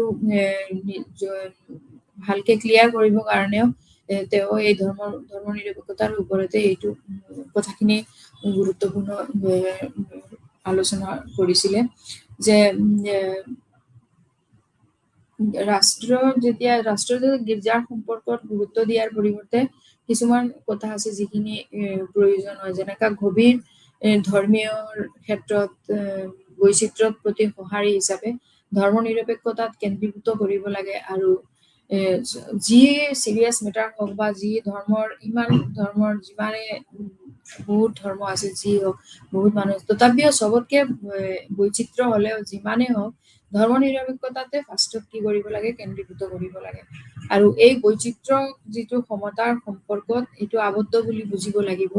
আৰু লুকাই থকা সম্ভাৱনাৰ ধৰ্ম সম্পৰ্কীয় আধিপত্য বুজিব লাগিব। চ' এইবিলাকৰ ক্ষেত্ৰত কিছুমান পদক্ষেপ সহায় কৰিব পাৰে, যেনেকা আমাক ধৰ্মনিৰপেক্ষতাত সঁহাৰি হিচাপে চাবলৈ প্ৰতিষ্ঠানবিলাকৰ কৰা ধৰ্ম যি এইটোৰ যেনেকা আৰু আন্তঃধৰ্মীয় যিটোৰ মাজত সম্পৰ্ক, এইটো আধিপত্যটো থাকিব লাগিব। আৰু কেৱল যে ৰক্ষণাবেক্ষণ কৰি নীতিগত দূৰত্ব বা ধৰ্মনিৰপেক্ষ ৰাষ্ট্ৰই সকলো ধৰ্ম আৰু দাৰ্শনিকৰ প্ৰতি সমালোচনাত্মক সন্মানো দেখুৱাব পাৰে, সেইটো এটা বিশ্ব দৰ্শনৰ প্ৰতি দৰ্শনৰ। আমি যদি দাৰ্শনিক মানে প্ৰাচীন কালৰ পৰাই বিভিন্ন ধৰণৰ যিবিলাক ফিলচফাৰ আছিলে বা দাৰ্শনিকসকল আছিলে, তেওঁলোকেও বহুত ধৰ্মৰ ওপৰতে, কালচাৰৰ ওপৰতে বহুত হিষ্ট্ৰী বা তেওঁলোকৰ ৰচনা দিছিলে।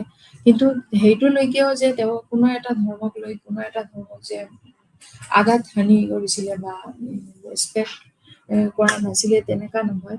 কিন্তু কমপ্লিট বস্তুখিনি ধৰ্মনিৰপেক্ষ যেতিয়া সেইটো সময়ত যিবোৰ দাৰ্শনিকৰ সময়ত তেনেকা নাছিলে, তথাপিও আমি সেই দাৰ্শনিক কালৰ সময়তেও যেতিয়া ৰাজনীতিবোৰ ষ্টাৰ্ট হোৱা নাছিলে, তেতিয়ালৈকেও কি আছিলে, দাৰ্শনিকৰ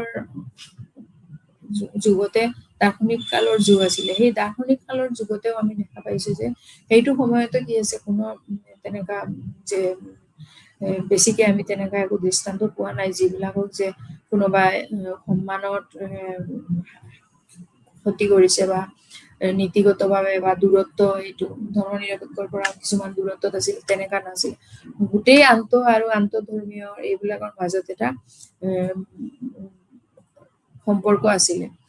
ধৰ্ম নিৰপেক্ষতা আৰু ধৰ্মীয় গোটৰ মাজতো তেনেকা বহুত ধৰণৰ সম্পৰ্ক আছিলে। যেনেকা ধৰ্ম নিৰপেক্ষতাৰ লগত ধৰ্ম নিৰপেক্ষতাৰ দুটা আন্তঃসম্পৰ্কীয় ধাৰণা যিবিলাকৰ ক্ষেত্ৰত শৈক্ষিক আৰু ৰাজনৈতিক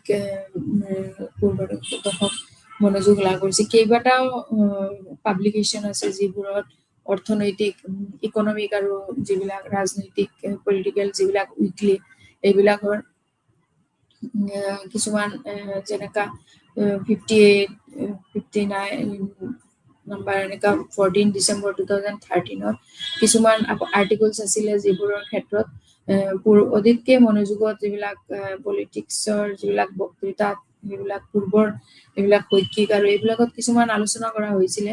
এইবিলাকৰ ক্ষেত্ৰতো যথেষ্ট ধাৰণা এইবোৰ বিষয়ে আলোচনা কৰা হৈছে যে ধৰ্ম নিৰপেক্ষতা আৰু ইয়াৰ সৈতে যি সম্পৰ্ক ধৰ্ম নিৰপেক্ষতাৰ আৰু ভাৰত, পাকিস্তান, বাংলাদেশ সন্দৰ্ভত কেইবাটাও এইবিলাক আনুষংগিক দিশ আছে।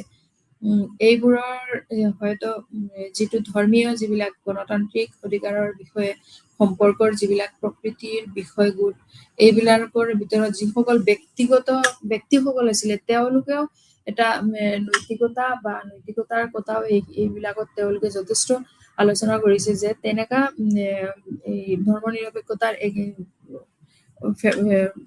নিৰপেক্ষতাৰ কাৰণে এইবোৰ তেওঁলোকে এটা ধাৰণা এইবোৰ আগবঢ়াইছিলে যে ধৰ্ম আৰু ৰাষ্ট্ৰক পৃথক কৰি ধৰ্ম নিৰপেক্ষতাৰে ধাৰণাটো যাতে ৰাষ্ট্ৰই গ্ৰহণ সকলো ধৰ্মক যাতে নিৰপেক্ষভাৱে একো তেনেকা কৰিব নোৱাৰে, পৃথকীকৰণৰ এইবিলাক বেলেগ ৰাষ্ট্ৰ সমাজৰ বেলেগকৈ ব্যাখ্যা কৰা হ'ব পাৰে, এইবোৰ বস্তুটো যথেষ্ট এইবিলাক আলোচনা কৰা হৈছে।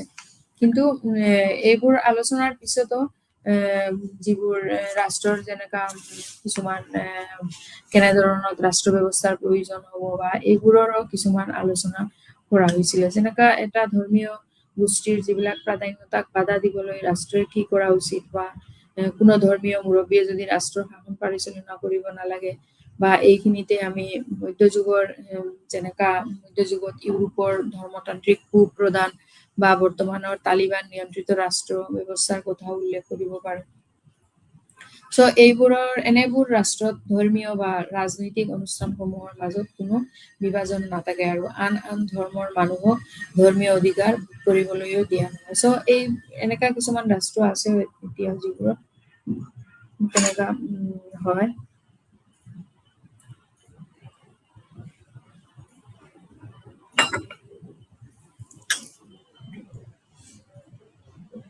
কিন্তু প্ৰকৃততে পৃথিৱীৰ এনে বহুতো ৰাষ্ট্ৰ আছে যিবোৰ ধৰ্মভিত্তিক নহয়, অথচ এটাও নহয় যে আন এটা ধৰ্মৰ সৈতে নিকট সম্বন্ধ আছে। বা উদাহৰণস্বৰূপে যেনেকা ষোড়শ শতিকাত ইংলেণ্ডৰ ধৰ্মীয় মুৰব্বীসকলে শাসন কৰা নাছিল, অথচ ইংলেণ্ডৰ গীৰ্জাৰ সৈতে তেওঁলোকে এটা সুসম্পৰ্ক বজাই ৰাখিছিলে। এনেকা এজ এ এক্সাম্পল তেনেকাও আছে কিছুমান। প্ৰকৃতাৰ্থত ধৰ্ম নিৰপেক্ষ হবলৈ হলে এখন ৰাষ্ট্ৰই ধৰ্মতান্ত্ৰিক হবলৈ অস্বীকাৰ কৰিব লাগিব, হয়তো অস্বীকাৰে কৰিব লাগিব যে তেনেকা হবই নোৱাৰে। ইয়াতে সকলো ধৰ্মৰ সমানে হয় কৰিব লাগিব আৰু তাৰ লগতে কোনো ধৰ্মৰ সৈতে আনুষ্ঠানিক বা আইনগত সম্পৰ্ক থাকিব নালাগিব। কোনো যে এইটো ধৰ্মৰ কাৰণে এইখন ৰাষ্ট্ৰ এইটো ধৰ্ম নহয়, এইটো ধৰ্মক অলপ বেছিকে লৰ আইনৰ ফেভাৰত তেওঁক মাফি দিয়া হ'ব বা অলপ লুজকে লোৱা হ'ব, সেইটোও নহ'ব। ধৰ্ম নিৰপেক্ষতা হলে ভাবে দুটা অৰ্থ আছে। এটা হ'ল কি ধৰ্মৰ পৰা পৃথকীকৰণ ৰাজ্য আৰু দুটা হ'ল ৰাষ্ট্ৰৰ দ্বাৰা ধৰ্মৰ প্ৰতি সমান সন্মান বা সৰ্বধৰ্ম সম্ভৱ মূলত। আমাৰ ভাৰতীয় সংবিধানত 42তম যিটো প্ৰস্তাৱনাত উল্লেখ কৰা হৈছিলে যে ভাৰতীয় সাংবিধানিক মতেই সংবিধানৰ সভাত আলোচনা কৰা হৈছে ধৰ্ম নিৰপেক্ষতা বাদে হ'ব লাগিব সংবিধানত মেইন, আৰু এইটোৰ ক্ষেত্ৰত সকলো ধৰ্মৰে ব্যক্তি বিষয়ে আলোচনা কৰাৰ তাতে সকলো সমান অধিকাৰ থাকিব। ইয়াৰ লগত সামাজিক মূল্যবোধ আৰু ইয়াৰ সৈতে মূল্যবোধে জড়িত হৈ থাকিব আৰু এইবোৰৰো বিশেষ গুৰুত্ব দিয়া হয়।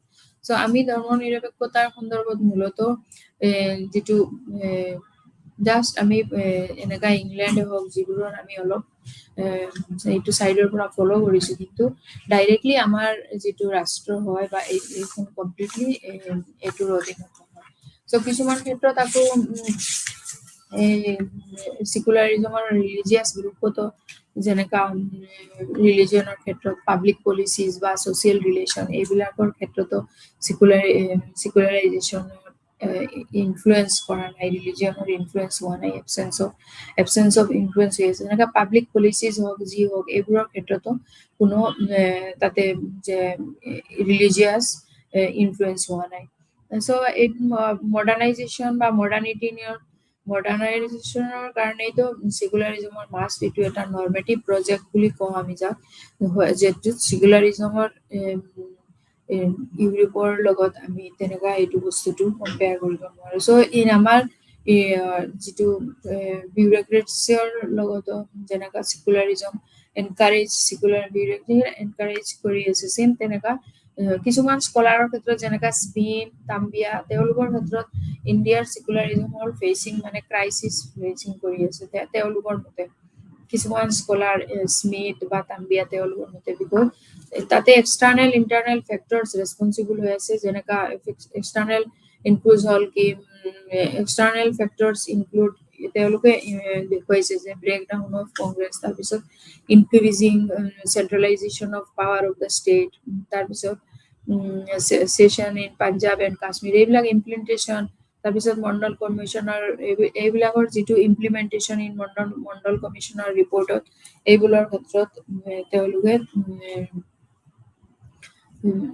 কিছুমান স্কলাৰৰ জৰিয়তে এইখিনি তেওঁলোকে ফেক্টৰছ ওলাইছিলে। বাট কিছুমানৰ ক্ষেত্ৰত তাম্বিয়াৰ ক্ষেত্ৰত ক্ৰাইচিছ লাইজ ইন এম্বিগিটি আৰু চিকুলাৰিজম লেজিটিমেচি। তেওঁৰ ক্ষেত্ৰত কি চিকুলাৰিজমৰ কাৰণে লেজিটিমেচিটো বেছিকে বেৰিং হৈছে। যিসকলে এণ্টি চিকুলাৰিজমত আছে তেওঁলোকৰ এইখিনিতে তেওঁলোকে গুৰুত্ব আৰোপ কৰিছে। আকৌ ধৰ্মীয় নিৰপেক্ষতাৰ যিটো ভাৰতৰ নহয় যিটো এণ্টি বুলি আমি ক'ব পাৰো, ধৰ্ম এণ্টি ৰিলিজিয়াছ যিটো ডাইৰেক্টলি তাতেও কিছুমান ভাৰতীয় যিবিলাক ধৰ্ম নিৰপেক্ষতাৰ সমালোচনা, যেনেকা ভাৰতীয় ধৰ্ম নিৰপেক্ষতাৰ কিছুমান সমালোচনাও কৰা হৈছিলে, যিবোৰ কিছুমান স্কলাৰে এইবোৰত আমি অলৰেডি অলপ আলোচনা কৰিছো। কিন্তু তাৰ পাছতো ধৰ্ম নিৰপেক্ষ যিটো ধৰ্মীয় পৰিচয় নোহোৱা কৰে, কিন্তু আমাৰ ইতিমধ্যে দেখিছো যে ধৰ্ম নিৰপেক্ষতাই ধৰ্মীয় স্বাধীনতা বা সমতাৰ ক্ষেত্ৰত ভালে কৰিছে, কিন্তু এইটো কোনো পৰিচয় ৰক্ষাহে কৰে আৰু ইয়াক ধ্বংস কৰা নাই বা বেয়া কৰা নাই। চ' এইটো এটা যুক্তিত যিহেতু ধৰ্ম ব্যক্তিক বিষয় আলোচনা কৰাৰ প্ৰয়োজন আছে আৰু এইটোৰ প্ৰতিদ্বন্দ্বিতাটো কোনো প্ৰতিদ্বন্দ্বিতা হ'ব নালাগে, ধৰ্মৰ ক্ষেত্ৰতে হওক বা ৰাষ্ট্ৰৰ যেতিয়া আমি এইবোৰ নিয়মবিলাক মানি চলিব লগা হয় যিটো সংবিধানৰ মতে। চ' পশ্চিমীয় যিটো ৱেষ্টাৰ্ণ ইম্পৰ্ট সেইখিনি বেলেগ হলেও আমাৰ পৰা এইটো ভাৰতীয় ধৰ্ম নিৰপেক্ষতাত কেৱল সকলো ধৰ্মৰ বাবে সন্মান বুলি কোৱাটো যে এইটো যথেষ্ট এইটো নহয়। যদি আমি ইয়াৰ দ্বাৰা এইটোও বুজাও যে সকলো ধৰ্মৰ এক শান্তিপূৰ্ণ সহাৱস্থান আছে, তেতিয়াহ'লে ই যথেষ্ট নহয়। চ' ইয়াতে আকৌ ধৰ্ম নিৰপেক্ষতা শান্তিপূৰ্ণ সহ অৱস্থান আৰু সহিষ্ণুতাকে বহু ব্যাপক হয়। চ' যদি এইটোৱেই হয় তেনেহলে ধৰ্ম নিৰপেক্ষতা মানে হ'ল কি সকলো প্ৰতিষ্ঠিত ধৰ্মৰ প্ৰতি সন্মান আৰু ক্ষেত্ৰত ৰাষ্ট্ৰৰ যাতে নীতিভিত্তিক হস্তক্ষেপৰ সুবিধা দিছে। অৱশ্যে এনে হস্তক্ষেপৰ বিভিন্ন ধৰণৰ কিছুমান বিষয়ত হলেও এটা যিটো অবাঞ্ছিত পৰিৱেশৰো সৃষ্টি হৈছিলে। যে ধৰ্ম নিৰপেক্ষতাবাদ হ'ল কি মুঠতে এই কমপ্লিটলি আমি চিকুলাৰিজম চেপ্টাৰটোত যদি আমি শ্বৰ্টকাটকে ক'বলৈ যাওঁ, ডেট মিনছ হোৱাট ধৰ্ম নিৰপেক্ষতাবাদ হ'ল কি এটা দুটা অৰ্থ আছে। এটা হ'ল ধৰ্মৰ পৰা পৃথকীকৰণ ৰাজ্য আৰু দুটা হ'ল ৰাষ্ট্ৰৰ দ্বাৰা সকলো ধৰ্মৰ প্ৰতি সমান সৰ্বধৰ্ম সম্ভৱ। চ' মূলত ভাৰতীয় সংবিধানত যিটো প্ৰস্তাৱনা আছে এই প্ৰস্তাৱনাতে উল্লেখ কৰা হোৱা ফাৰ্ষ্টতে হোৱা নাছিল, তাৰপিছত ধৰ্ম নিৰপেক্ষতা কিন্তু উল্লেখ আছিলে যে এনেকা সেশন এইটো বস্তুটো যে ধৰ্মৰ ক্ষেত্ৰত সকলো ৰাষ্ট্ৰই একো সমান সকলোৱে চাব লাগিব, কিন্তু এই বস্তুটো সংবিধানতে নাছিলে। কিন্তু এই বস্তুটো সংবিধানত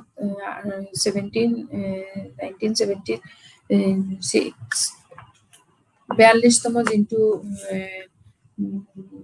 ইন 1976 42nd এমেণ্ডমেণ্টত এইটো এড কৰা হৈছিলে সেকুলাৰিজমটো, ধৰ্ম নিৰপেক্ষতা শব্দটো মেইনলি সংবিধানত। আৰু তেতিয়াৰ পৰাই এইটো ধৰ্ম নিৰপেক্ষতা বাদে হ'ল কমপ্লিট ধৰ্মক ব্যক্তিক বিষয় আলোচনা এইটোত, আৰু কোনো এইটোৰ পৰা এইটো ৰাজনৈতিক জীৱনতে হওক আৰু যিবিলাক সামাজিক জীৱনতে হওক, এইটো সকলো ক্ষেত্ৰতে সমান সহাৱস্থান আৰু সহিষ্ণুতাকে থাকিব লাগিব। আৰু ধৰ্ম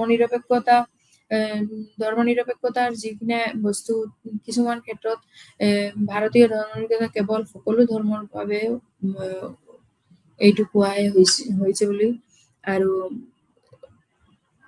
যিটো সংবিধানৰ কিছুমান ক্ষেত্ৰত গৈ কিছুমান যিবিলাক স্কলাৰ আছিলে তেওঁলোকে কেতিয়াবা কিছুমান পাব্লিকেশ্যন বা কিছুমান আৰ্টিকলছত গৈ তেওঁলোকে যিবিলাক ধৰ্ম নিৰপেক্ষতাৰ যিবিলাক বিৰুদ্ধে কিছুমান সংখ্যালঘু বিষয়ক কিছুমান উদ্গনি দিছিলে, আৰু এইবোৰৰ ক্ষেত্ৰতে সংখ্যালঘুৰ অধিকাৰকো পোষকতা কৰে। আৰু এইবোৰৰ ক্ষেত্ৰত কিছুমান দিলেও আকৌ এইটো বস্তুৰ লগতে যে সংবিধানৰ প্ৰতিটো যিবিলাক প্ৰত্যেক ব্যক্তিৰ ক্ষেত্ৰত, প্ৰত্যেক সম্প্ৰদায়ৰ ক্ষেত্ৰতে যি সংবিধানৰ যিটো নিয়ম হয় এইটো প্ৰযোজ্য, আৰু সকলোৱে এইটো মানি চলিব লাগিব। ধৰ্ম নিৰপেক্ষতাৰ যিটো মেইন খুঁটিৰ ধাৰণাৰ এইটো হ'লেই কি খুঁটিৰ এটা ধাৰণা যে ৰাষ্ট্ৰ সমৰ্থিত ধৰ্মীয় সংস্কাৰৰ কোনো তাতে স্থান নাই, আৰু এই বৈশিষ্ট্যটোৱে প্ৰত্যক্ষভাৱে অনুসৰণ কৰে, আৰু এই বুজনিৰ দ্বাৰাই ৰাষ্ট্ৰীয় পৃথকীকৰণ পাৰস্পৰিক বহিৰ্ভুক্ত বা এটা সম্পৰ্কক বুজায়। নেহেৰুৱে কোনো ধৰ্মক মানি নলৈছিলে, আৰু তেওঁ ভগৱানৰ যিটো ধাৰণাটোৰ ওপৰতে তেওঁ বিশ্বাস নাছিল। তেওঁৰ মতে ধৰ্ম নিৰপেক্ষতাই কোনো ধৰ্মৰ বিৰুদ্ধাচাৰণ নকৰে, আৰু তেওঁহে ধৰ্ম নিৰপেক্ষতাৰ ধাৰণা তুৰস্কৰ যিটো আটাতুৰ্কৰ ধাৰণাৰ পৰা সম্পূৰ্ণৰূপে বেলেগ আছিলে। আৰু তদুপৰিও নেহেৰুৱে যিটো ধৰ্ম নিৰপেক্ষতাৰ নামত ধৰ্ম আৰু ৰাষ্ট্ৰৰ মাজত যি পৃথকীকৰণ নিবিচাৰিছিলে। এখন ধৰ্ম নিৰপেক্ষ ৰাষ্ট্ৰই সামাজিক সংস্কাৰৰ স্বাৰ্থত ধৰ্মীয় বিষয়টো হস্তক্ষেপ কৰিব পাৰে, আৰু ভাৰতবৰ্ষৰ পৰা যিটো জাতিগত বৈষম্য, যৌতুক প্ৰথা বা সতীদাহ প্ৰথা নিৰ্মূল কৰাটো, আৰু ভাৰতীয় মহিলাক সামাজিক স্বাধীনতা আৰু আইনগত অধিকাৰ দিবৰ কাৰণেও নেহেৰুৱে এইবোৰত এটা গুৰুত্বপূৰ্ণ আলোচনা কৰিছিলে। বেছিভাগ যিসকল প্ৰথম শাৰীৰ যিসকল নেতা বা আছিলে তেওঁলোকে নেহেৰুৱে যিদৰে চেম তেনেকাই তেওঁলোকে উদাৰ আছিলে, আৰু তেওঁলোকে সেই বিষয়টোৰ ওপৰত কোনো ইম্পৰ্টেঞ্চ দিয়া নাছিলে। আৰু তেওঁৰ মতে ধৰ্ম নিৰপেক্ষতাই হৈছে কি সকলো ধৰণৰ সাম্প্ৰদায়িকতাৰ বিৰোধী এক স্পষ্ট অৱস্থান, আৰু নেহেৰুৱে এইটো বিশেষকে সংখ্যাগুৰু সম্প্ৰদায়ৰ যিটো সাম্প্ৰদায়িকতাক তীব্ৰ ভাষাৰে সমালোচনা কৰিছিলে, আৰু ইয়াক ৰাষ্ট্ৰীয় ঐক্যৰ প্ৰতি এক ভাবুকি বুলিও গণ্য কৰিছিলে। তেওঁৰ মতে ধৰ্ম নিৰপেক্ষতাই কেৱল যে কেইটামান নীতিৰ কথা নহয়, হৈছে এইটো ভাৰতৰ যিটো ঐক্য আৰু সংহতিৰ একমাত্ৰ নিশ্চয়তা। ধৰ্ম নিৰপেক্ষতাবাদৰ যিটো স্বাধীনতা বা সমতা সম্পূৰ্ণৰূপে এইটো হয় যিবিলাক ব্যক্তিগত ধাৰণা, আৰু স্বতন্ত্ৰতাৰ হৈছে ব্যক্তিৰ স্বতন্ত্ৰতা, আৰু সমতা হৈছে ব্যক্তিৰ মাজত যিটো সমতা। এটা গোষ্ঠী বা সম্প্ৰদায়ৰ নিজৰ বিচাৰ মতে আগবঢ়োৱাৰ কোনো সুবিধা ভাৰতীয় সংবিধানত নাই, আৰু গোষ্ঠীভিত্তিক বা সংখ্যালঘু সম্প্ৰদায়ৰ সুবিধা এইটো একেবাৰেই সীমিত। কিছুমান ক্ষেত্ৰত সেয়েহে এইবোৰ বস্তুত ধৰ্মীয় সম্প্ৰদায়সমূহত কাৰ্যকলাপসমূহক আমি ধৰ্ম নিৰপেক্ষ সমাজত যিটো ৰাষ্ট্ৰই কেতিয়াও এইটো ধৰ্মীয় সম্প্ৰদায়সমূহৰ কাৰ্যকলাপসমূহকো কোনো বাধা দিব নোৱাৰে। চ' এইটো এটা কমপ্লিট অধিকাৰ হয় যিটো সংবিধানৰ প্ৰস্তাৱনাতো দিয়া হৈছে, আৰু এইটোৰ সন্নিৱিষ্ট কৰা হৈছিল কাৰণে সাংবিধানিক সভাত যিটো আলোচনা হয় ধৰ্ম নিৰপেক্ষতাবাদৰ লগতে সংবিধানত কমপ্লিট অধিকাৰ সকলোকে দিয়া হৈছে, সকলো ধৰ্মৰ প্ৰতি, আৰু এইটোৰ একো কোনো তেনেকা প্ৰয়োজনে নাছিলে যে বেলেগ এইটোৰ ওপৰত আৰু যুক্তি বা কিবা আলোচনা কৰা হ'ব, এইটো কোনো আলোচনাই নাই আৰু। চ' এইটো এটা ধৰ্ম নিৰপেক্ষ ৰাষ্ট্ৰ হয়। ধন্যবাদ, নমস্কাৰ।